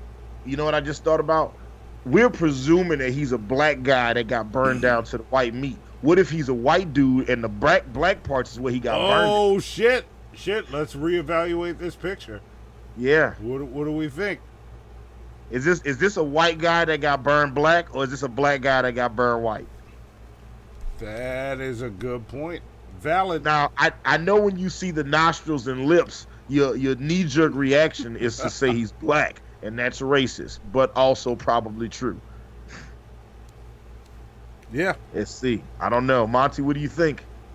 Oh, no, he was black. He's a black guy burned white? Yeah. Okay. Yeah. Not a white guy burned black? Yeah. All right. There we go. Let's see what else we got. Destruction Inc. calls fair. Fairy Seraphim says, poor man looks like he has revitiligo.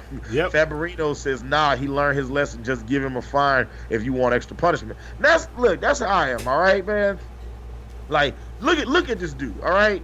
The punishment happened, okay? It's happened. It's over with. You know what I'm saying? That's worse than the Scarlet Letter right there. He's done. The punishment over. Danny Listener says fair. He committed a crime. The grease thing does suck though. Crazy Horse says she was trying to make Popeye's chicken burger, but lost her mind just to get in the Popeye's computations. Yeah, I can see that. And I've been seeing videos of people online showing you how to make a Popeye's chicken sandwich, and it makes something that looks like a Popeye's chicken sandwich. But you know, I gotta taste your herbs and spices, my nigga, before I can verify that shit.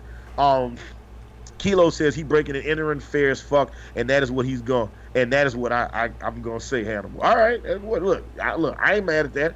Brainius Balky says it is fair, but she could be charged with GBH. What's GBH? I don't know what GBH is. American Nightmare. What's GBH? Let us know. Or Brainius Balky. Let us know.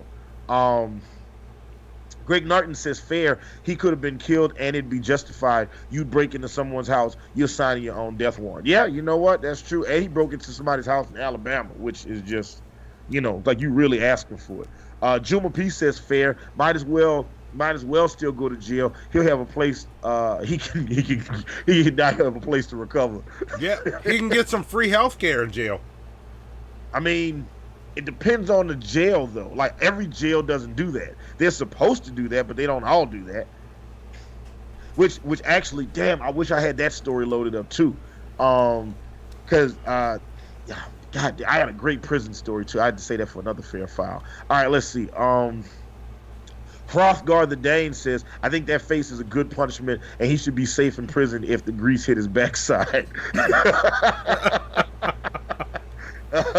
That That'd be funny as hell. She burned his asshole up. You know what I'm saying? That'd be real bad. It's like he would just be taking the shit. And he don't even know he's taking the shit. So there you go. All right. So there is the first Fair Foul story. I know there's a couple people reactions I didn't get to, but I want to get to all the rest of these stories. And Fair Foul can eat up a lot of time. All right. So, the next story comes from Gizmodo.com. Gizmodo. Okay. Right. A new ride at a German amusement park recently raised quite a few eyebrows on social media for its bizarre design. Now, the ride, called the Adlerflug, or Eagle's Flight, will reportedly be shut down after so many people pointed out the obvious. The ride looks like two giant swastikas. Lovely producer Zoe, could you please play the Fair Foul video number 2, please?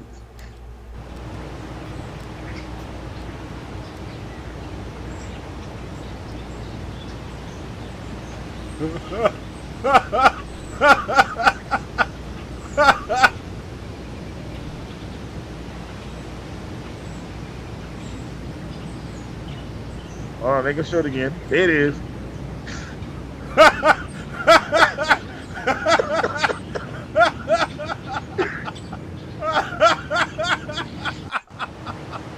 All right. So, all right. So you can stop the video. So, the ride opened in July at the Tasmania amusement park in southwest Germany, but the spinning swastikas only went viral on August 3rd after a German language Reddit post featured the video on as an attraction. Redditors poked fun at the shocking design, calling things like the Holocauster, too fast, too furor, yes. And I'm not even going to read this last one. I'm just going to leave it at those two, right?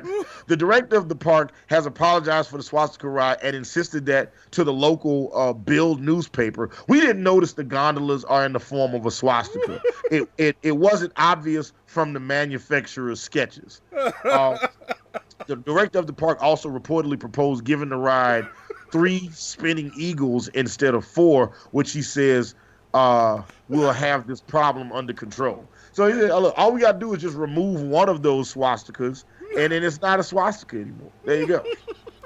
Now, they have shut down this ride because of all the negative flack that they've gotten on social media. So, ladies and gentlemen, on the show, in the chat, everybody watching the show right now, is it fair? Let us know in the comment section and in the chat. Is it fair or foul that this German amusement park shut down this ride because of the negative feedback they got online? Is it fair or foul that they shut this ride down? You know what? I have to agree with the Batman. This is so foul, it's fair. Give him 100 points for that. Yep.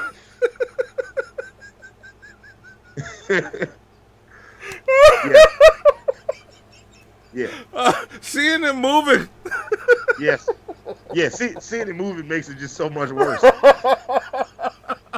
Yeah. Danny Listener says, man, I did not see that coming. Danny Listener, there you go. Yes. Yeah.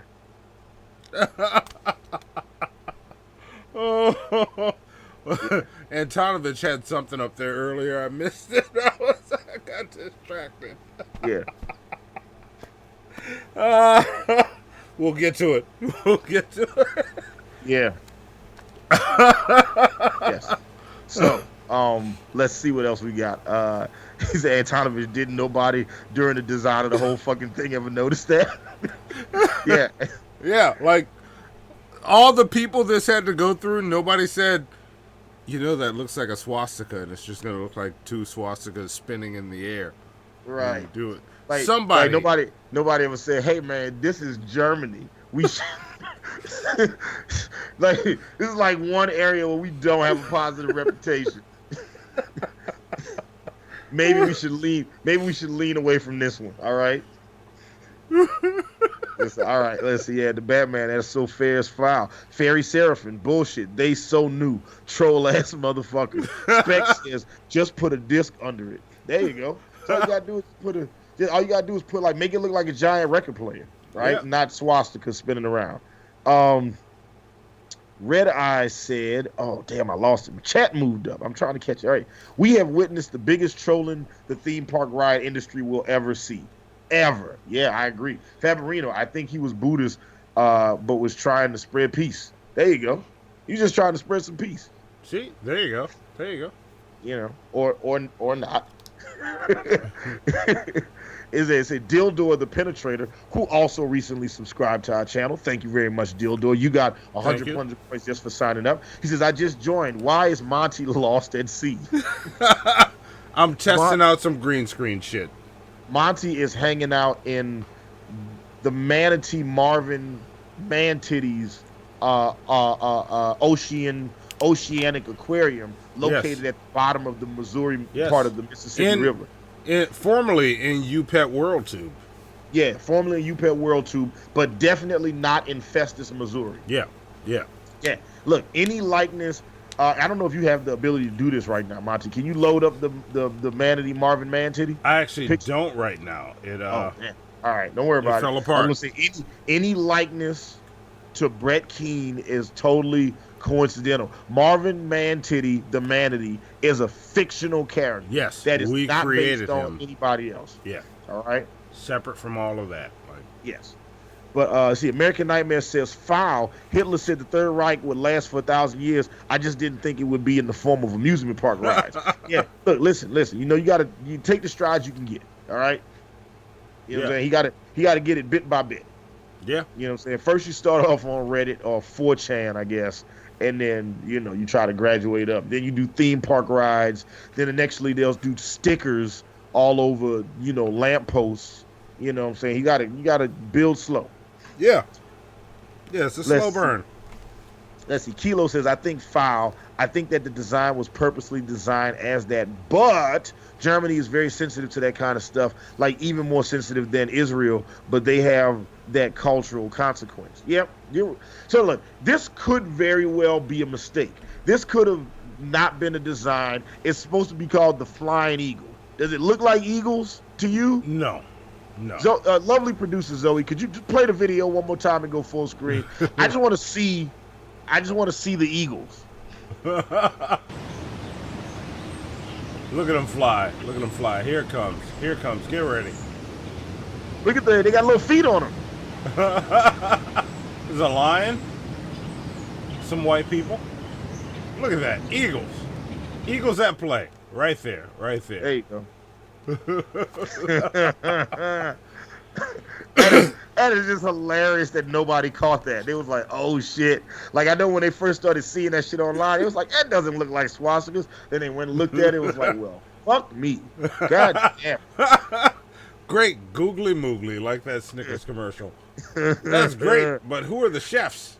Yeah. Great googly moogly. Lord Jamarcus says that's actually fucking hilarious. I think that ride needs to go on. Yeah, we need to. And look, you know what? This is what I think.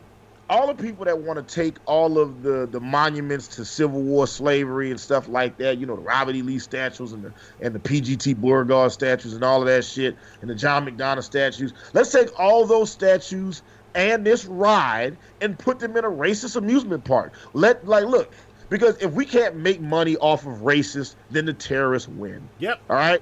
Yep. Like, look, I would totally fund a hate-filled theme park if it could fund our show.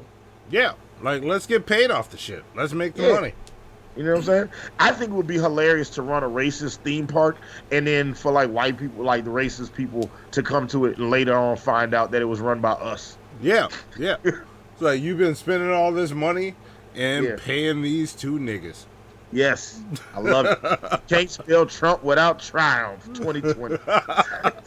Put that shit on a t-shirt, you know, and then put it next to a jar of mayonnaise and fucking let us make the money. That is amazing. I think we could do it, man. Yeah. Fucking Crazy Horse says fair. That is just an unfortunate make. I'm an engineer, and that's the best central, and that is the best centripetal forces. Look, There you go. And Crazy Horse is an engineer. So if he says it, you know what I'm saying? There you go. Lord Jamarcus called it the Hitler Hurley Whirly. Yeah.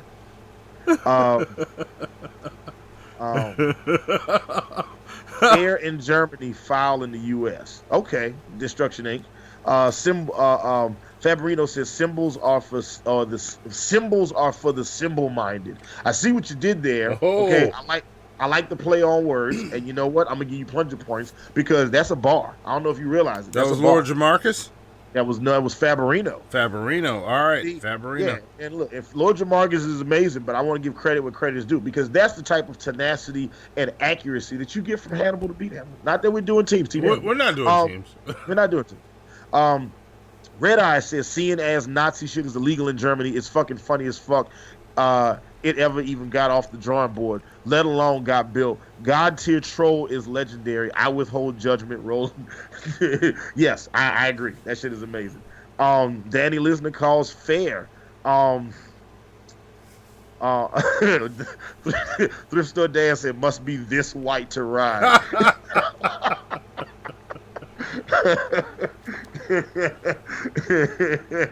It's funny. If you blonde hair and blue eyes, you could be any age. You know what I'm saying? But if you're Jewish, you know how old you have to be to ride this ride, Monty?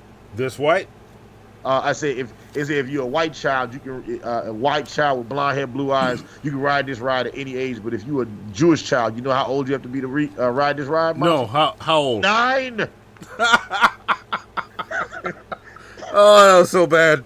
It was fucking terrible. It's a terrible joke. Yeah, it's a combination of a dad joke and is just a bad joke at the same time. True. Yeah, it's a bad dad joke. It's a bad. Ooh, I like it. That's bad a bar. Dad jokes. That's a bar. Yeah, I like it. I like it. Crossguard the Day says it'd be really foul if it was in. I can't. Berchtesgaden, home of Hitler's Eagle's Nest home. Oh, wait a minute. So I wonder if that's connected now. See, now you got me thinking some things that I wasn't thinking before. All right, last one because I want to get this. Dildo the Penetrator says, are you ready, kids? Ooh, who lives in the water and is super musty? Marvin Mantitty. See? There you go. Yeah, I like it. That'll be in the theme song when I make a theme song for it. That'll be yeah, I think that was done in the tone of the SpongeBob. Who lives in the water and is super musty? Marvin Manatee. Yep. Okay, you know what? You know what? You get extra plunger points for making Monty sing again. All right. And I'm just gonna go ahead and call foul on this. It's just like, look, it just, and it's something that you just gotta catch. It's just like it was like the what was it, like Gucci or Versace had that ad with the black kid wearing the gorilla clothes. Oh, that was H&M. H&M, yeah. The coolest monkey in the jungle. Yeah, I'm just like, look, man, you got to have somebody black on your team to be like, say, bro, don't do this. This is a bad idea. Yeah, it's like, no. It's like, why? What's wrong with it? Because you got a little black kid being the coolest kid in the jungle. The coolest monkey in the jungle. Yeah, that's all. Why don't you put Lil Becky in it? That's all. There you go. Yeah, grab a Caitlyn. What's the new popular white baby name? Is it Bella? No. Yeah. It's, yeah, you can go with get Bella, get Jaden, get Hayden. Maybe Hayden will look good in this. Aria. Yeah, Aria. She might look good in this. Yeah. Yeah. Yeah. So there you go. All right. So the next story, Zoe, get the picture ready. It's not. Don't load the picture yet. Get the picture ready. The next story comes from Yahoo.com. Okay, check it out. All right. So sometimes the clothes do not make the Congresswoman. The View weighed in on a recent controversy surrounding Democratic Representative Katie Porter after she showed up to an impeachment vote on Halloween dressed as Batgirl. Load up the picture, Zoe. To our lovely producer, Zoe, please load up the picture. And go full screen, because you might not be able to see it, right? When you go full screen, bam, there she is. She's Republican, a Democratic representative, Katie Porter, came to an impeachment vote on Halloween dressed as Batgirl. Some criticized Democratic Representative Katie Porter for appearing to not take the vote seriously, a charge Porter brushed off in a tweet. And on Twitter, she said, "Taking my work in Congress seriously doesn't mean I take myself too seriously. To my kids, Luke, Paul, and Betsy, I'm still just mom. Seeing the bat signal on Halloween and putting on a goofy costume come with the territory. Stay safe trick-or-treating tonight, everyone." Now, the co-hosts of The View, Sonny Hostin, Abby Huntsman, and Anna Navarro, you know what? I don't give a shit about what the bitches on The View think. So, let's go ahead and run it. Is it fair or foul that Democratic Republican Katie, whatever her name is, Katie, I done lost her name already, Katie Porter, is it fair or foul that she came to an impeachment vote on Halloween dressed as Batgirl, dressed as Barbara motherfucking Gordon? Monty, everybody in the chat, let us know. Is it fair or foul? What say you, Monty? Oh, fuck. Oh, hang on. I got a window sitting there blocking the shit. I'm thinking on it. You want me to come back to you, Monty? Yeah, come back to me. Do the chat first. Let me remove this window. All right, here we go. Crazy Horse says, fair. She is just having fun. Well, he says she is just fun.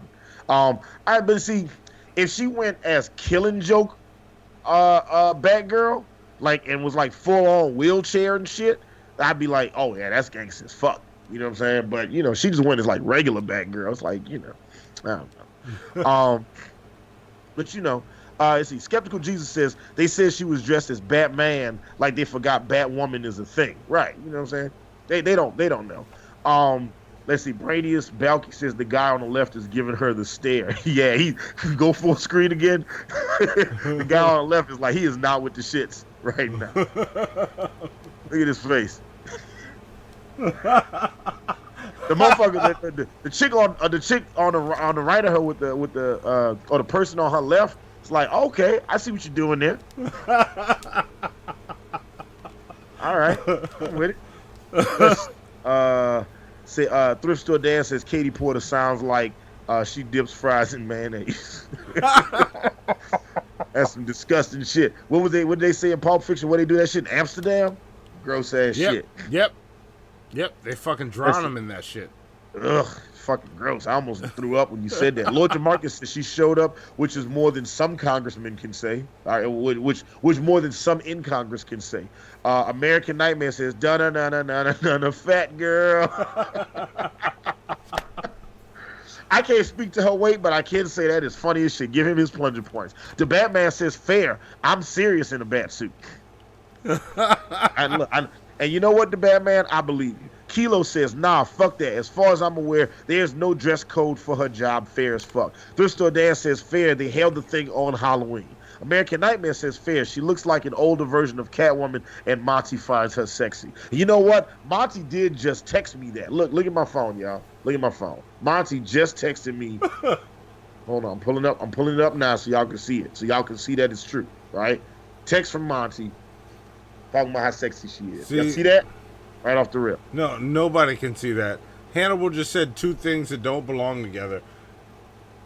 He said what he said I said, and then said, look at my phone. Those two things don't go together. They seem like they do, but they don't. I just showed him the text that you sent, Monty. They all just saw it. They saw a white screen. So Monty, why does the screen had to be white? Because that's what it was.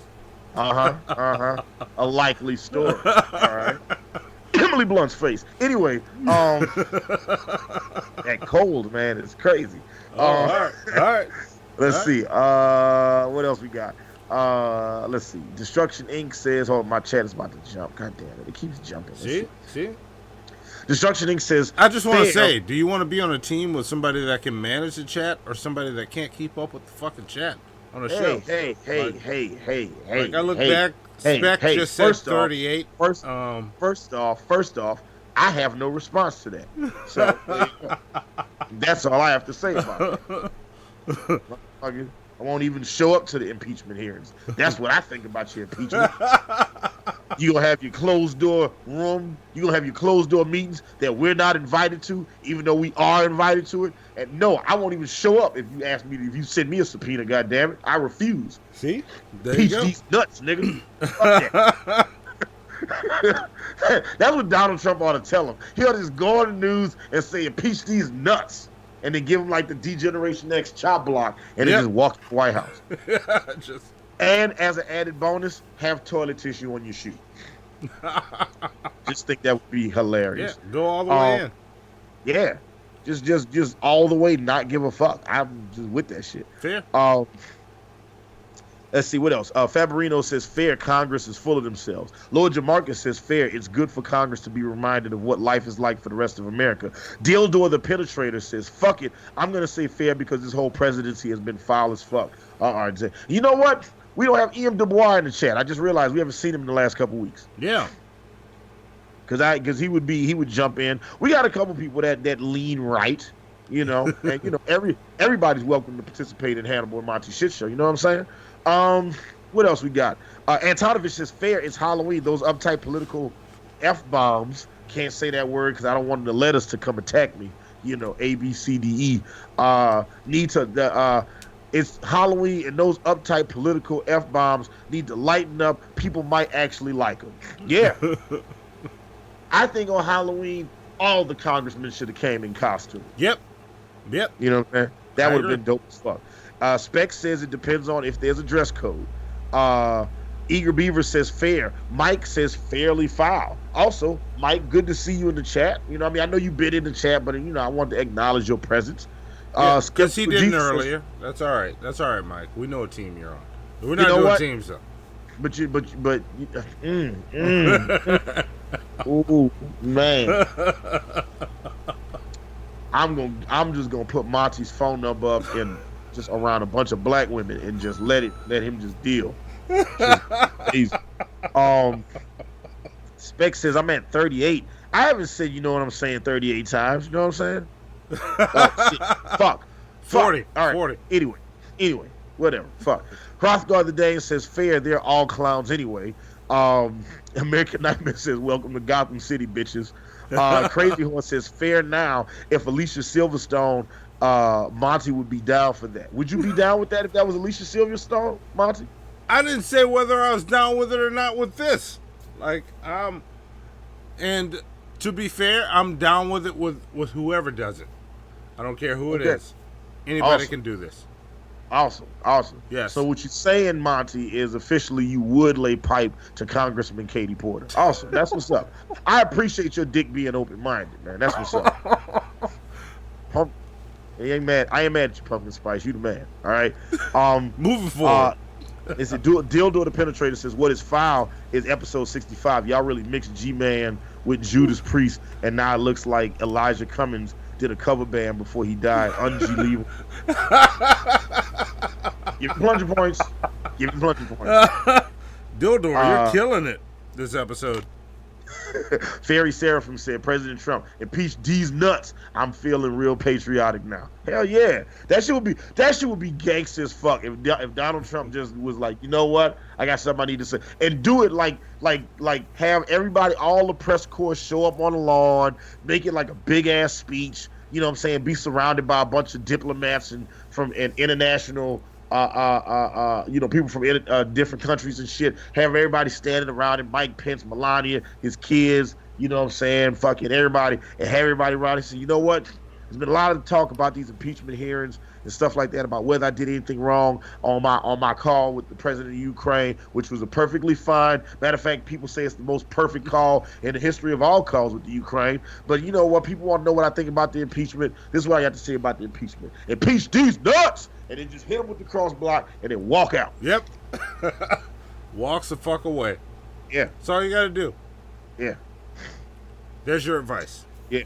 So there you go. All right. And I'm calling fair on this one too. You know, dress code or not, it's Halloween. You know what I'm saying? And just let her do it. You know what I'm saying? Yeah. It's not hurting anybody. And people's like, oh, but it looks unprofessional. Set your bougie ass the fuck up. All right. Yep. Besides, besides, everybody else in that picture, y'all costumes is trash anyway. Can't even tell. y'all all just look like a fucking. Who am I? I'm Oliver Queen running for mayor. Fuck off. Right. You have failed this city. Yeah. Shit is trash. Anyway, all right. And the last story, and this one's gonna be interesting, right? Yeah. I don't think we have your video. Did you have video for this? No, I don't have video for this because this is that one we were talking about. And Monty, you know how to give Zoe the cue on this one. Yeah. So this last story comes from Yahoo.com as well. Okay, so here we go. This is an interesting story to me for a bunch of reasons, right? Dancing with the Stars judges are irritated that Sean Spicer is not being eliminated despite having low scores, right? So here we go.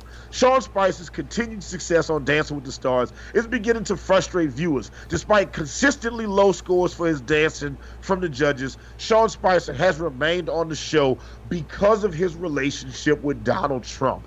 Since the beginning of the season, Sean Spicer has run his appearance on the show like a political campaign. In fact, he has received multiple endorsements from Donald Trump. Donald Trump said, he tweeted, "Vote for Sean Spicer tonight on Dancing with the Stars. He is great and a very loyal guy who is working very hard. Hashtag MAGA." Sean Spicer tweeted, "Let's keep this going. I'm dancing first tonight at ABC's Dancing with the Stars, and I really need your votes. Cast 20 votes right now at 8 p.m. Eastern Time. Text Sean 10 times to 21523 and vote 10 more times at ABC News ABC.com/DWTS.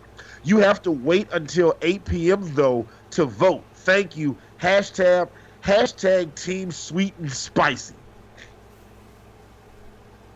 Now, here's my question, right? The first question is it fair or foul that, like, the issue? Hold on, wait, I haven't even said what I had to say. Oh, like, I don't care.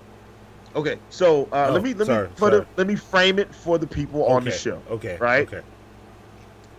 On the show, you're allowed to. Basically, the issue is there's a lot of people that don't watch Dancing with the Stars, that are Donald Trump supporters, that are voting aggressively, and it is keeping Sean Spicer on the show week after week after week. People that watch the show are livid. The people on the show are livid, but the rules allow for this to happen. These people, like, sometimes these people are voting for Sean Spicer before they even see the show. Like, so they'll be on Mountain Time, and they'll just start voting on Pacific Time. So the show hasn't even come on in their time zone, and they're already voting for Sean Spicer.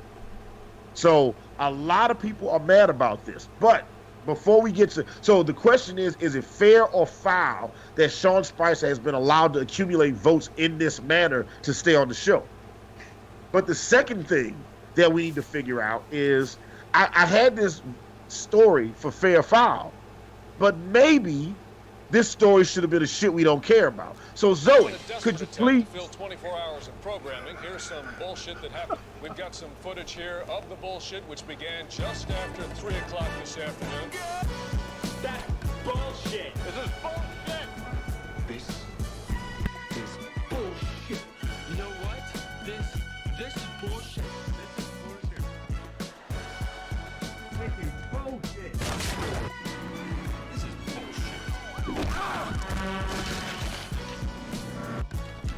This is bullshit. Everything that guy just said is bullshit.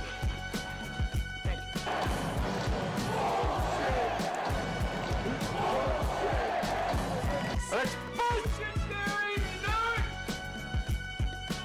Okay, music stop. Send the beat, fucking with you. Yep. Little stupid ass, I don't give a fuck. I don't give a fuck. Yeah. I don't give a fuck, bitch. I don't give a fuck. I don't give a fuck. Yes. So the question here now is, should this be a fair foul story, or is this a shit we don't care about story? So in the chat right now, let us know what you guys think. Is this a fair foul story, or is this a shit we don't care about? Because I read this as shit we don't. I read this and I was like, oh, this is shit we don't care about. But then I was like, well, maybe this is fair foul. Yeah, I don't care. So yeah, I don't care. Monty's already saying he doesn't care. Yep, I don't care about this. And look, before I even ask the question, I already see Crazy Horse says he doesn't care. Skeptical Jesus said -1 fucks given. Yep. Yeah. I agree with Skeptical Jesus. And Antonovich. File this under shit we don't care about. Yeah. Lord Jamarcus says, I do not have enough alcohol in my house to make me care about Spicer or Dancing with the Stars. And you know what? I agree. I was just like, I think it's amazing that we have a president who ran his own reality show, and then after people get ousted from the White House, they go do reality shows. Like, didn't Omarosa do Big Brother? Yep. After she got kicked out, after she got fired, and then Sean Spicer's doing Dancing with the Stars. Which fired cabinet member could we possibly get? Who's the nigga who runs Breitbart? Shit, I can't remember. He looks like the bad guy in an 80s movie. Oh, yeah. Fuck. Why is his name slipping my mind? Like, super ratty, looks like he just woke up whenever you see him. Yeah. Fuck. I don't remember. It'll come to me. Sorry, I got hiccups. It'll come to me. Yeah. What do you have this listed as, Monty? Is a fair foul or shit we don't care about? I think this is the shit we don't care about. Oh, let's see. American Nightmare says he cares. Danny Lisner's throwing up the pumpkins. Dancing with the Stars is still a thing. Eager Beaver says Dancing with the Stars is still a thing. I don't care. There you go. American Nightmare says he's the Pumpkin King. Fairy Seraphim says, I care so little, I forgot what this was even about during the intro. Danny Lisner says, don't care. All right. Looks like we have a bunch of people that says they don't care. All right. So there you go. Steve Bannon. That's who it was. Steve Bannon. Yes. Yes. I would love to see Steve Bannon on America's Got Talent. Yeah. Yeah. You know, I might tune in for that. Yeah. And Steve Bannon would crush that shit. It should be awesome. Yeah. He might crush it. All right. So, for everybody tuning into the show, if this is your first time watching Hannibal and Monty Shit Show, thank you. We're welcome to have you guys. Like I said, go ahead and hit us with some money. Like I said, this show ain't cheap. Hit us with a Streamlab. Hit us with a nickel chat, a super chat. Hit us with a Streamlab. Yep. Join us on Patreon for $2 a month. You get to watch Hannibal and Monty's pre-show, which we do an hour before every live show. Yeah. And you also get Monty's live art stream. You'll soon be getting Hannibal's music producer stream as soon as we get my cameras worked out. And Monty and I are going to be doing this thing where every week we watch like one episode of a TV show, or we might even watch a movie, and you guys can watch it with us, and we can talk shit about it while we watch it. Yeah. So yeah. And I'm also this Saturday, for reaching the stream goal last week, I will be drawing the cover of the Manatee Marvin Mantitty, whatever the first story is going to be. I haven't even finished figuring out the story. I'll be drawing that cover and giving details on how you can participate with that, because y'all hit the stream goal. So that's coming. So there you go. And Monty, what was the thing that you did for our patrons last month? Oh, I sent everybody got a print, or they're getting a print of the art that we had for our 1-year anniversary stream. As a thank you for, like, whether you were on that tier or not. I already shipped them out. They should be arriving, or I didn't ship them. I paid for the shipping labels. I'm dropping them off tomorrow, so they'll hit you soon. And you know what, guys? This is something that I never say, right? But Monty really did his thing. The artwork on that shit is amazing. And just for being a patron for as little as $2 a month, it cost you more than $2 just to ship y'all the shit, right? Oh yeah. So yeah, you know what I'm saying. So yeah, last month was expensive. Yeah, it cost us money to send you guys this stuff, but that was something that me and Monty did. Monty did all the work on it, like the mailing the shit out, and the design. So you know what? I'm gonna say this one time only. Team Monty. We're not doing teams. We're not doing team. Look, even as I started to say Team Monty, I still said Team Hannibal. Like, it's just my brain and mouth ain't hardwired that way to just give other people credit for shit. It's not how I work. You know what I'm saying? My ego doesn't allow for shit like that to happen. All right, so a lot of you guys already know how shit we don't care about works. Every day I do a deep dive on the news, and sometimes when I'm going through these different sites, I'll find these stories, and I wonder to myself, who gives a shit about these stories? So I'm going to read you guys a handful of headlines, and when I read the headline, you let me know if you give a shit or if you don't give a shit. If you give a shit, I will. If enough of you give a shit, I will read the story. If you guys don't give a shit, then I will move on. Or as the manatee Marvin Mantity would say, I will move on to the next bit, to the next story. All right. There you go. I like it. All right, let's do it. So I'll be watching the comments to see what you guys are saying. The first story comes from theblast.com. The Blast. Okay. Aaron Carter rocks six-pack and new face tattoo amid concerns of mental state. I don't care. You don't care about Aaron Carter's six-pack? No. I don't care at all. You don't care at all. You don't care a little bit about it? Nope, not even a little bit. But this came from theblast.com. No, I don't care. All right. No, I'm done. An American Nightmare. We're gonna have to stop counting your votes. You're trolling. You just want that pumpkin article. He might care about these. You know what, American Nightmare? Look, we can link up, and I can just read you all these stories. There you go. Just take a day and just read them all. There we go. So anybody cares about this? Going once, going twice. Somebody says care about mental health. Crazy Horse says face tats are for retards. Yeah. Come on. Let's see.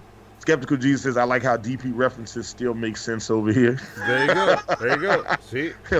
Ben Meredith says, LOL, face tattoo Kilo doesn't care. Doesn't look like we have enough people that care about this story, so I'm going to move on to the next one. All right. There you go. The next story comes from... Oh, shit. What the fuck is that? Oh, gotcha. The next story comes from Cosmopolitan.com. Cosmo Magazine. I don't care. They got a website. I don't care. I haven't read it yet, though. All right, I guess you can read it, but just know I don't care. All right. I'll double down on it. You might care about this. Let's see if I do. Okay. Fans think Kylie Jenner is dating Jaden Smith after he's photographed with his hand on her butt. No, I don't care. All right, I don't care. I don't care. Not even a little bit. All right, let's see what the next... Not a single shit is given.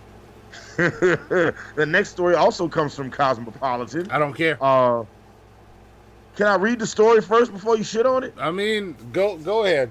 Go ahead. Miley Cyrus got called out for using the same filter. Nope. You don't even have to finish that. On Instagram? Is that where it's going next? I don't care. I closed it out already. Yeah, all right, the next story comes from goodhousekeeping.com. Is it a recipe? No, it's not. I don't care. You haven't... Let me... I'm going to read the headline. All right, read the headline. P. Diddy's son, Christian Combs, says his dad and Lori Harvey are good. I don't give a fuck. Why'd you make me sit through that? I already said I don't care. I don't care. I try to... Look, listen, Monty. I try to make sure that everybody... Like, I just get a chance to read... just give people stories. I just want to see what people think about this stuff. And I always wonder who cares about this stuff, too. Okay, this is the last one. And this is one that I'm sure that I would bet money on that you're going to care about. Okay. So this next story comes from the good people at Fox News. I'm sorry. I'm sorry. This story comes from Fox News. Okay.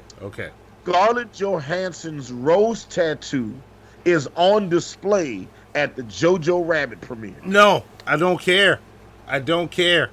First off, you didn't even ask where the tattoo was, Monty. I don't care. But what if it was in an attractive place? Where is the tattoo, Hannibal? On the back. I don't care. And it's not even like a tramp stamp. It's on like the upper back too. Yeah. So yeah. No, I could tell. I don't care. I don't care. All right. No. All right. Well, all that concludes what shit we don't care about. So Monty, now that we've gone through all the shit we don't care about, let's see if maybe you have some stuff that the people should care about. Yes, I do have some important shit. Let's get into that. FlyingZombies.com, Blog Talk Radio, and Team MFN proudly present Hannibal and Monty's Action News with L. Damon on sports, Keith, the man on the street, meteorologist scientist Mel on weather, and Hannibal and Monty's Action News anchors, Hannibal and Monty. And now, here's lead anchor Monty with Monty's important shit.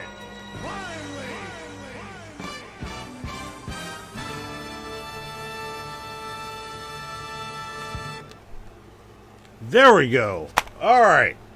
Now it's time for Monty's important shit. This is the segment where, after Hannibal's done reading news, I've also read through some news stories, but I'm going to, paraphrase a little bits of shit that I've found here and there. And I'm going to tell you about 4 stories. 3 of them are real. 1 of them is fake. You shitheads get to guess which one is fake. And every shithead that guesses the fake story gets, what did we decide on? 7 plunger points? Yeah, you get 7 plunger points. But you know what? Tonight, I am going to multiply that number times 7. So instead of getting 7 plunger points, they get 49 plunger points. Shit. Yes. All Starting right. the month off right. Since Monty ain't making it rain with the points, I got y'all. Don't even worry Shit, about it. I didn't make Hannibal's it rain with the points. Got your back. All right. Don't even worry about it. All right. I see. I don't have Streamlabs open. I got a brand new setup. Like you see I'm underwater. Next week I will make it rain, I promise. Once I get used to my setup. But let's get into these stories. So are you familiar with the Arrowverse? The DC Universe stuff? Yes, I am. Well, what was it? What's his name? Grant Gustin. And this is the thing with important shit. I just go from memory on these stories I read, but I have the links. Grant Gustin, is that his name? The guy that plays the Flash. He was just recently in a dispute with his contract because he wanted to change the color of the Flash's costume. Wait. The guy who plays the Flash on CW's Flash TV show. Yes. Is going through a bit of a contract dispute because he wants to change the color of the Flash costume. Yes, because like we've got things like Zoom and Kid Flash in the yellow costumes. Why does the Flash have to be in this red costume? So why can't we, It's spice so it up dumb. a bit? It's so dumb. It's obviously fake. That's the fake one right there. That's it right there. You're just going right out. You're gonna put your vote in right there because it's fake. Because that's fake news. Okay. All right. That's where you're going. Mm-hmm. All right. Well, we'll move forward. Like we'll stay in that same lane and go next to Tony Isabella, the guy that created the character Black Lightning. Are you familiar with Black Lightning? I am familiar. Yes, I know there's the Black Lightning TV show. A lot of people have told me it's a good show, but a lot of people that told me that shit is black. So I'm waiting for some white people to tell. See, and here's what's weird about it, because I want to wait for some white people to tell me, oh, I watched Black Lightning, that show is amazing.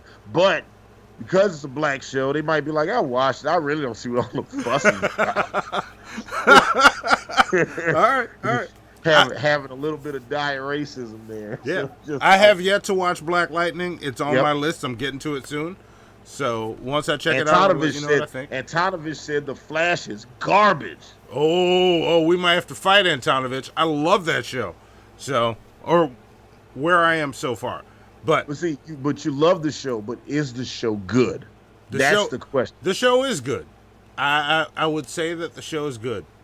Crazy Horse says Black Lightning is great. There we go. All right. We got confirmation now. All right. Missy Ann says, I think I'm not old enough because I've never heard of it. Never heard of Black Lightning? All right. Yeah. Black Lightning, it's another one of those. It's just like, it's like The Flash and what is it, Legends of Tomorrow and Supergirl and The Flash and Green Arrow. It's a part of those CW comic book TV shows. All right. Well, this isn't so much about the show. Real quick, Fat Photog says White Lightning get you drunk. Yes. Give Fat Photog his plunger points. That is amazing. I'm writing it down. Oh, there we go. All right. But yeah, this isn't so much about the show, but more about... Wait, real quick. We got to do this one real fast, Monty. Skeptical Jesus says, why do all the black heroes got to be the black? I agree. Skeptical You know Jesus. What? But here's the thing, though. They're not all that. You know what I'm saying? Because what about... what's the black dude from the New Warriors? Night Thrasher. Night Thrasher. Yeah. Yeah. You know, who's the mutant from the X-Men with the big M on his eye? Oh, Bishop. You know what I'm saying? Yeah. Who's the chick that controls the weather? Storm. Yeah. You know what I'm saying? Just who's the guy the crappy black characters have black before their name. That's where you're going, I assume. No, I wasn't making an assertion about the quality of those characters. Just like they're not all just like you got Black Panther, Black Lightning. Who else? Who else got black? Yeah, Antonovich says Static Shock. Good one. Yeah. Good call. Static Shock is black. Spawn is black. Yep. Steel. Steel is black. Terrible. Yep. So there we go. We broke that. Black and terrible. Or as we like to call him, Tyler Perry. Yeah. Yeah. So there you go. Yeah. So there's a look. couple. I got you, Crazy Horse. There's your plunger points. Yeah, but you know what though? We should have a white superhero that's called the Black something. You know what I'm saying? Yes. Like matter of fact, he should be like the Black Randy. Or just be Black Randy. Matter of fact, I'm saying that because who was the guy that used to hang out with Juggernaut? That was Black Adam, or no, Black Tom. Black Tom Cassidy. Yep. He was white. He was Irish as fuck. Yep. Scottish as fuck. Yep. He was white and drunk. He was white and drunk. They just perpetuating all those negative stereotypes about those people. Yep. All right. Wait, is he Scottish or is he Irish? I don't remember. Like, who knows if Black Tom Cassidy is Scottish or Irish? Yeah, the Black Widow, Black Billy, they're listing them. So yeah, there we go. Yeah, I like that. Now I kind of like. That's what I'm gonna start calling Billy the Fridge. I'm gonna call him Black Billy. Look, Beatrix Kiddo was Black Mamba. There you go, Oh, Missy yes. Ann. Get your Missy Ann. Oh, I love it. I love That's a good one. The Kill Bill reference. Yes. Plunger points for that shit. Mr. Tight said Black Mayonnaise. No, Nope, first off, unacceptable. Yeah, so first off, Black Mayonnaise, Monty, I'm gonna let you go ahead and get back to Monty's important shit. But we don't call it Black Mayonnaise. We call it Jesse Lee Peterson. Continue, Monty. That's right. That's what we call it, Jesse Lee Peterson. Yes. Remember that. Keep that in mind. We got to figure out how to work that into future ventures. Yeah. But no, coming from the Flash thing with the color change, going into Black Lightning. So the guy that created Black Lightning, Tony Isabella, in a post said that he wanted people to stop inviting him on social media to Batman-themed groups because he finds the character Batman to be toxic to the DC universe. And who is this that said that? Tony Isabella? Yes. And who is Tony Isabella? He is the guy that created Black Lightning, the character.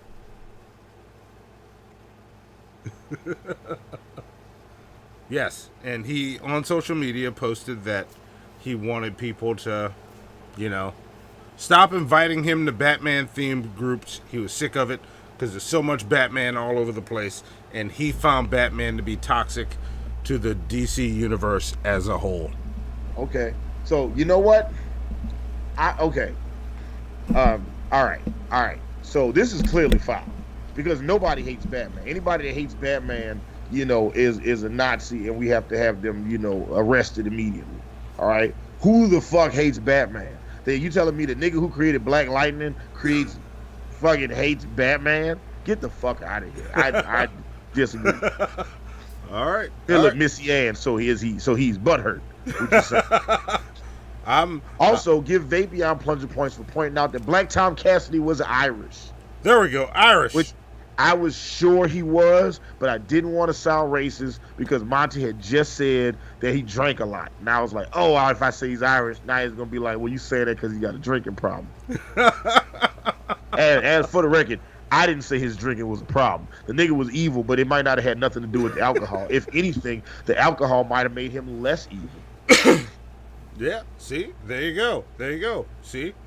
All right. And for the third one, what do I have next? Oh, all right. So Ford is working on, and you'll love this one, Hannibal. I know how much you love electric vehicles. Ford has made an electric Mustang that is an automatic transmission electric Mustang. Okay. And it's a one-time thing. They're only making one of them, but it's to prove that they can, play in this arena and they can do that type of shit. So they made an electric Mustang with that, and the story's supposed to be it's an automatic engine. Yeah. They're only gonna make one. Yeah, they only made the one. So look, this is what I'm saying. When you're making up your lies, Monty, all right, you got to not make them so obvious, man, because that's obviously not true. Okay. I mean, you don't want to drive the electric Mustang? Like, what if it gets up in speed and can do its thing? No. I would drive the electric Mustang for like a couple of hours. Like if somebody was like, hey, you want to drive this car for a couple of hours till it runs out of battery? You know what I'm saying? Till the sun goes down and it just stops on the side of the road. Yeah, I would do that. Like if you guys missed my What's Eating Hannibal about electric cars, I'm not a fucking fan of electric cars at all. I'm not a fan. Not a fan at all. Not a fan. Yeah.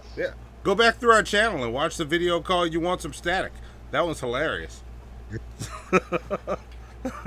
You'll get to see him go off again on electric cars in a short video.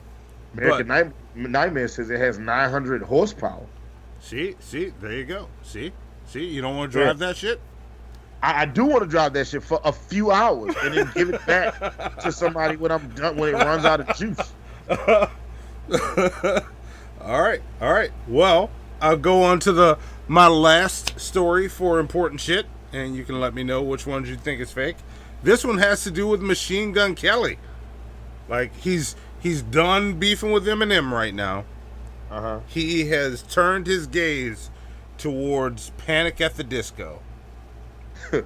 What? Yes, he is now upset because Panic at the Disco's song that was released around the same time of his was above his, and he says that Panic at the Disco should be moved from the rock charts to the pop charts. Oh, okay. Yes. Yeah. Okay. Yes. Okay. You know what? That sounds like something that Machine Gun Kelly would do. That's the only one that I believe, which makes me know it's a lie, because that's how you're fucking with me, Monty. So you know what? So just to recap, and I want everybody in the live chat to, just so you guys know. So the 4 stories we have is the actor who plays the Flash on the Flash TV show. Yes. Wants to change the color of the Flash's costume from red to not red. Yes. He wants to. The colors are open. There are many choices he's given, but he doesn't think the Flash needs to be in a red costume. Okay. The second story is the creator of Black Lightning says that he doesn't want to get invited to any Batman themed stuff because Batman is toxic to the DC universe. Yes. No explanation. The third story is Ford made an electric Mustang with an automatic transmission. Yes. And the fourth story is that Machine Gun Kelly is beefing with Panic at the Disco. Yes. Yes. Okay. All right. So everybody, let us know 1, 2, 3, or 4 which story you think is the lie. One of them is 3 of the stories are true. One of the stories is fake. And look, for this bit to really work, you can't be searching on the internet. You know what I'm saying? Because then it fucks up the whole vibe of what we're trying to do. But I also understand you motherfuckers to do anything for plunger points, and I don't mind you guys acquiescing. So, because I didn't have a chance to look it up online, and I'm not going to, just going based off of Monty's eyes and stuff like that. Every time Monty tells a lie, his beard gets a little bit more grayer. Okay, that's right. So that's just I sexy, am Hannibal. going to say, like, I was watching his beard very closely, and when he said the Machine Gun Kelly Panic at the Disco story, a motherfucking, like, I saw like 4 hairs like pop out when he said that shit because the story was too goddamn specific. So I am calling that story as the fake story. I'm gonna wait a couple seconds, let everybody vote. All right. Well, it looks like I'm seeing it. It looks like the votes are in. Looks like we might have to. I might have to screenshot this because that's a lot of votes right there. Hang on, I'm gonna do it this way instead of screenshotting. I'm gonna boom picture, and then I'll go through and catch everything else. Oh, I got you. Yeah, I'll do that too. That's way smarter than what I was about to do because I was about to try to write this shit out. Okay, Monty, tell us all which story is the fake story. The first one was a fake story. If y'all want to read any of these other stories, I will post them tomorrow morning after I post my 38th villain in my 365 villain series. I will post it directly after I draw that tomorrow. I'll post them in the important shit section. So if you want to read any of these, check tomorrow. So all of you got, what was it, 40 what plunger points? 49 plunger points. 49 plunger points. Yes. All right, there we go. I just wrote it down so I didn't forget.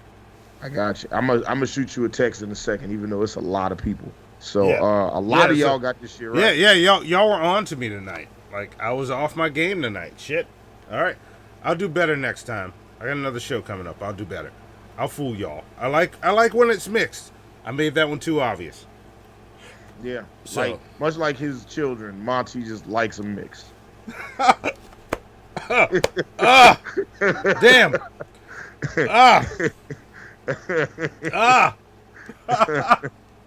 Fuck you. You know what? I'm about to fuck with you now. Since you laughed at me, I'm about to make you watch some crazy shit that I found on the internet today. God damn it. Now that important shit is over, check this shit out.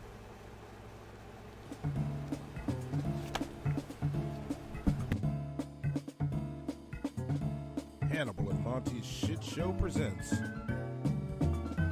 Check that shit out. What is that? I didn't know they made them like that. I don't even understand what I'm seeing. Remember that shit I gave you last week, nigga? It's nothing, nigga. It's nothing. It's nothing, nigga. Nigga, it's nothing. This shit right here, nigga. This shit right here, nigga. Right here, this shit, nigga. This shit here, nigga. Check this shit out. Name is Chris the Corner Gunner like, nigga.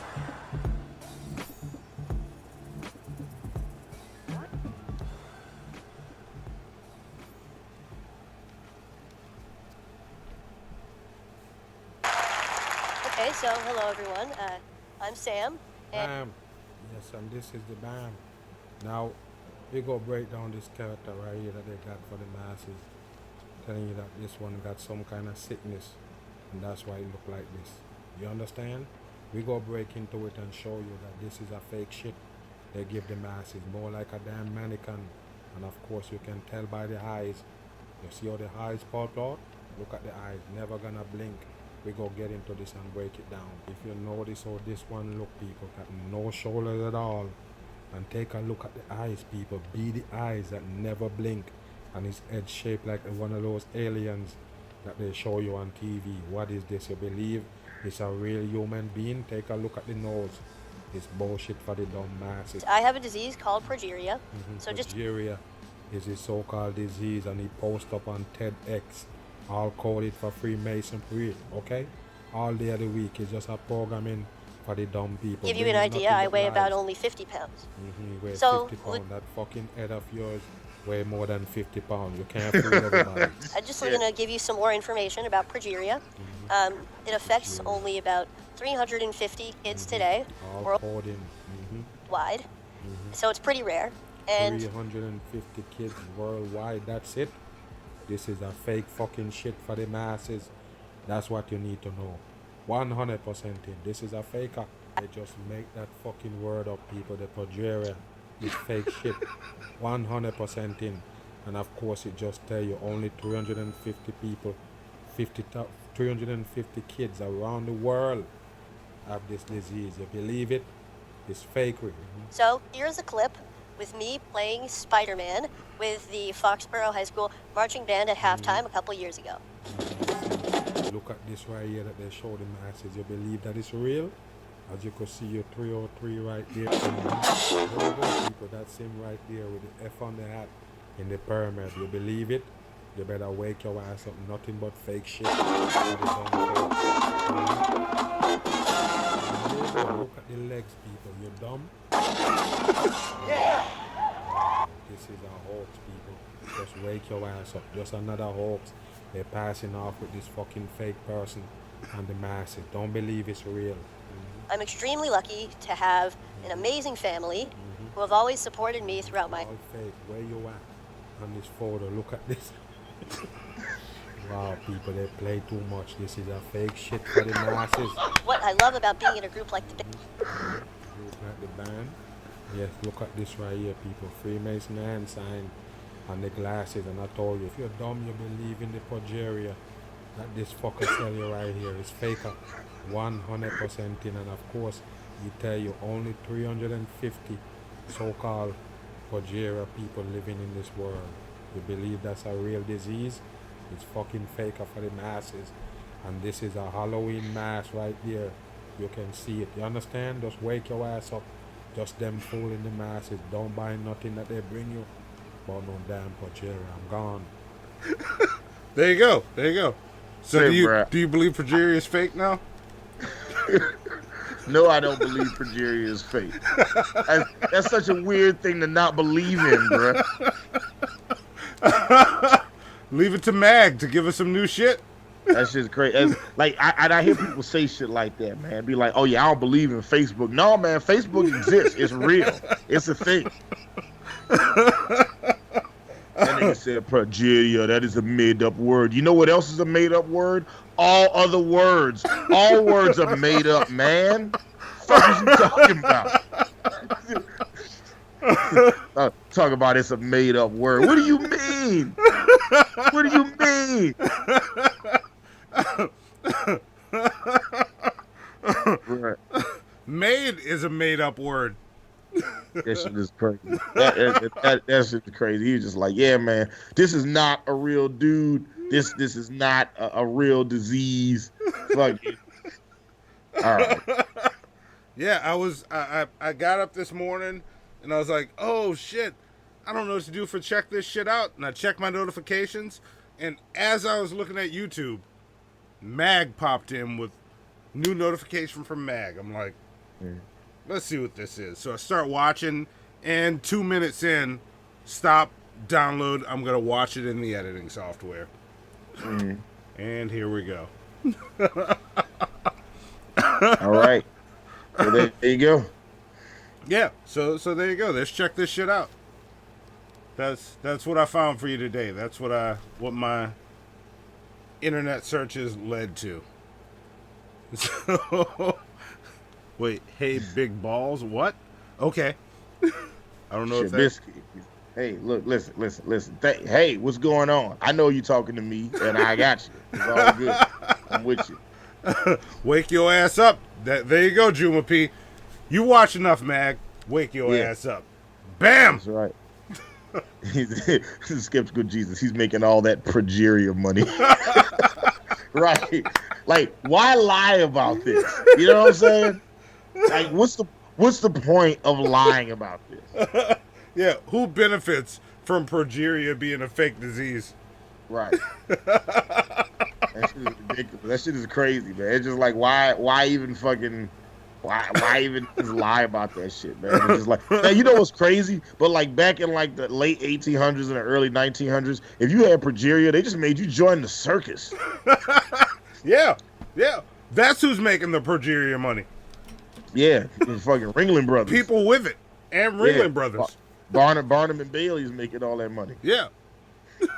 Like they have a dude with progeria at like Cirque du Soleil, but then he's got like a hula hoop, but then he'll be like riding a unicycle to like French music as a clown cries in the corner and some shit. So. Yes. Shabisky said, "You guys are awesome. Thanks for saying my name right." Hey, you're welcome, man. We fucking love having you guys on the show. Like I said, if you haven't already clicked the like button, go ahead and click the like button. If you haven't subscribed to Hannibal and Monty Shit Show, go ahead and click the subscribe button and click the bell notification. We still got a couple minutes. If y'all want to throw us a couple dollars, we've raised exactly $5 towards our goal this month. And this month, Monty and I. For the Torture episode, we're going to be doing an episode about the brother that exists in the sunken place, deep down at the bottom of the Mariana Trench, Kanye West. We need to have a talk. We try to get Nate Brody on that show. Nate Brody's in. He agreed today. There we go. So the Torture episode, we'll have Nate Brody and Ace Wonder on the show. So there you go. Yeah. As we talk about Kanye West and just all of his shenanigans and his albums, and we just try to figure out why this brother exists in the sunken place. And if we meet the stream goal, we got a new subscriber. Yeah, there we go. Kicking ass and taking motherfucking names. That's what I like to see. Bro, when we do that episode, Monty is going to draw some Kanye West art, right, Monty? Yep, I'm gonna do the album art for what am I gonna do album art for? I'm gonna create. I'm going to do a remix of a Kanye West song. I'm going to take one of Kanye's songs. I'm going to make a beat. If we meet the stream goal, I'm going to make a beat out of a Kanye West song. And Monty, you had made a suggestion. You was like, I need to make the beat out of something, right? Oh, what was it? What were we talking about? It wasn't Power Rangers. It was the X-Men theme. Yeah, the X-Men theme. Yes. That song. Yeah. So I'm going to make a beat out of the I'm going to write that down. If we meet the stream goal of $500, I'm going to make a beat out of the X-Men, the old X-Men cartoon TV theme. I'm going to make a beat out of that, and then I'm going to get some Kanye West acapellas, chop them up, put them on that beat, right, in full song mode, available for the shitheads, and Monty's going to do the artwork for it. Yeah, and if you're wondering about the last stream goal, Saturday, I will be streaming myself drawing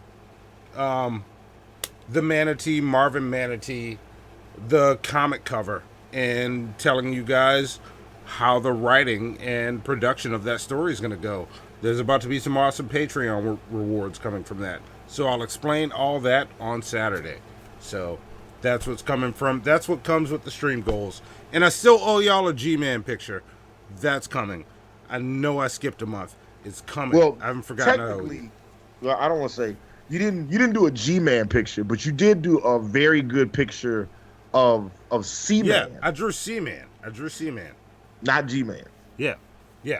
I did C-Man. So yeah. Tune in Saturday, and I'm still trying to figure out. I'll probably do it on this channel. I'll do it on this channel or on mine. If I do it on this channel, all the money that comes in will go to the stream goal. So, there we go. Also, I see Handrew a beating. Says, silly bitch, don't you know who I am? I'm the Juggernaut, bitch. There you go. Me and him sat up and watched that shit and just talked about how ridiculous that shit was. That was in the movie. Like, literally, when that scene happens in X-Men Last Stand, I almost got up out the theater in Toronto and just walked the fuck out. Damn. Yes, but you know what? But you know who didn't walk out the theater? Monty, because he has a full-on crush on motherfucking white-ass Famke Jensen. Like, her name is just white as hell. And is that what it is? A fan. I think you might have a... who is that again? Oh, now he doesn't know who Jean Grey from the X-Men is. Jean Grey. All right, gotcha. Yeah. Yeah, I wouldn't say I have a full-on crush on Jean Grey. Okay, so you just have a full-on hard-on for Jean Grey. No, Gotcha. I wouldn't even go that far. Okay. Yeah, I wouldn't even go that far. I know you said that Emily Blunt has a very notable face. Does Famke Jensen also, Monty? First off, I did not say that. You didn't say that. Alan Reyes, one of the shitheads, said that in a nickel chat. Okay. And I just read the nickel chat. Gotcha. See? Okay, See? all right. See? It's all about, how it goes. See Destruction Inc.? I didn't rage quit. I stole $3,000. I didn't rage quit. You see that? You thought you saw something coming, and it didn't come. Yeah. And Angry Roach said this. Wait, hold up, Monty. Is it? Emily Blunt has a very nuttable face. There you go. Emily Blunt has a very nuttable face. There you go. Emily Blunt has a very nuttable face. How many times are you going to let that loop? Oh, I didn't know if you could hear it. I just wanted to make sure you could hear it. So I just want to say the thing that you said that you didn't say. Yeah, I didn't say it. I read a nickel chat. But in order to read it, you still said it out loud. I did say it out loud while reading it. Okay, gotcha. All right, I'm just glad that you were able to admit what you think. I didn't admit anything. What are you trying to do? I'm not trying. What kind of corner are you trying to back me into? First off, I thought it was disrespectful of you to even bring that up about her face. Okay, Academy Award winning married woman Emily Blunt. That bitch is Mary Poppins, okay? And you talking about busting a nut on her face. That what is Mary Poppins?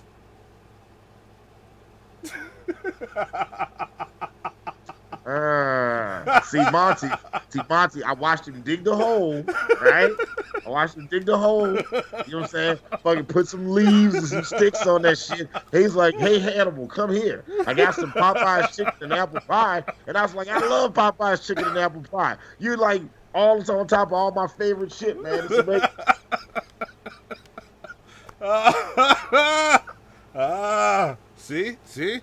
See? And look, Skeptical Jesus says, he said it, but 'twas not his words. There you go. There you go. Thank you, Skeptical Jesus. Yeah. Thank you. Yeah, Andrew Beaton says, so sexy Famke. You know what I'm saying? Also, she's on an episode of Star Trek. Is Next she? Generation. All right. Yeah. And you want to know which episode she's on? You remember that episode where they bring a bitch on the show, on the ship, right? And all the dudes on the ship, she emits a pheromone that makes everybody want to fuck her. That sounds familiar. Familiar. So there's an episode of Star Trek: The Next Generation where there's a bitch they bring on the Enterprise, and she emits a pheromone that makes every dude want to fuck her. Like, she is literally created to be every dude's perfect match. All right? And every dude on the ship wants to fuck her, so they have to have Data walk her around the ship. Because it's like, yeah, man, everybody wants... Because then when she talks to you, she can instantly dial into whatever you're into and then turn you on. So when she starts talking to Worf, she gets all rough and Klingon and bites him on his chin and shit. When she starts talking to Riker, she starts talking about how she likes niggas that play the trombone. She was like, man...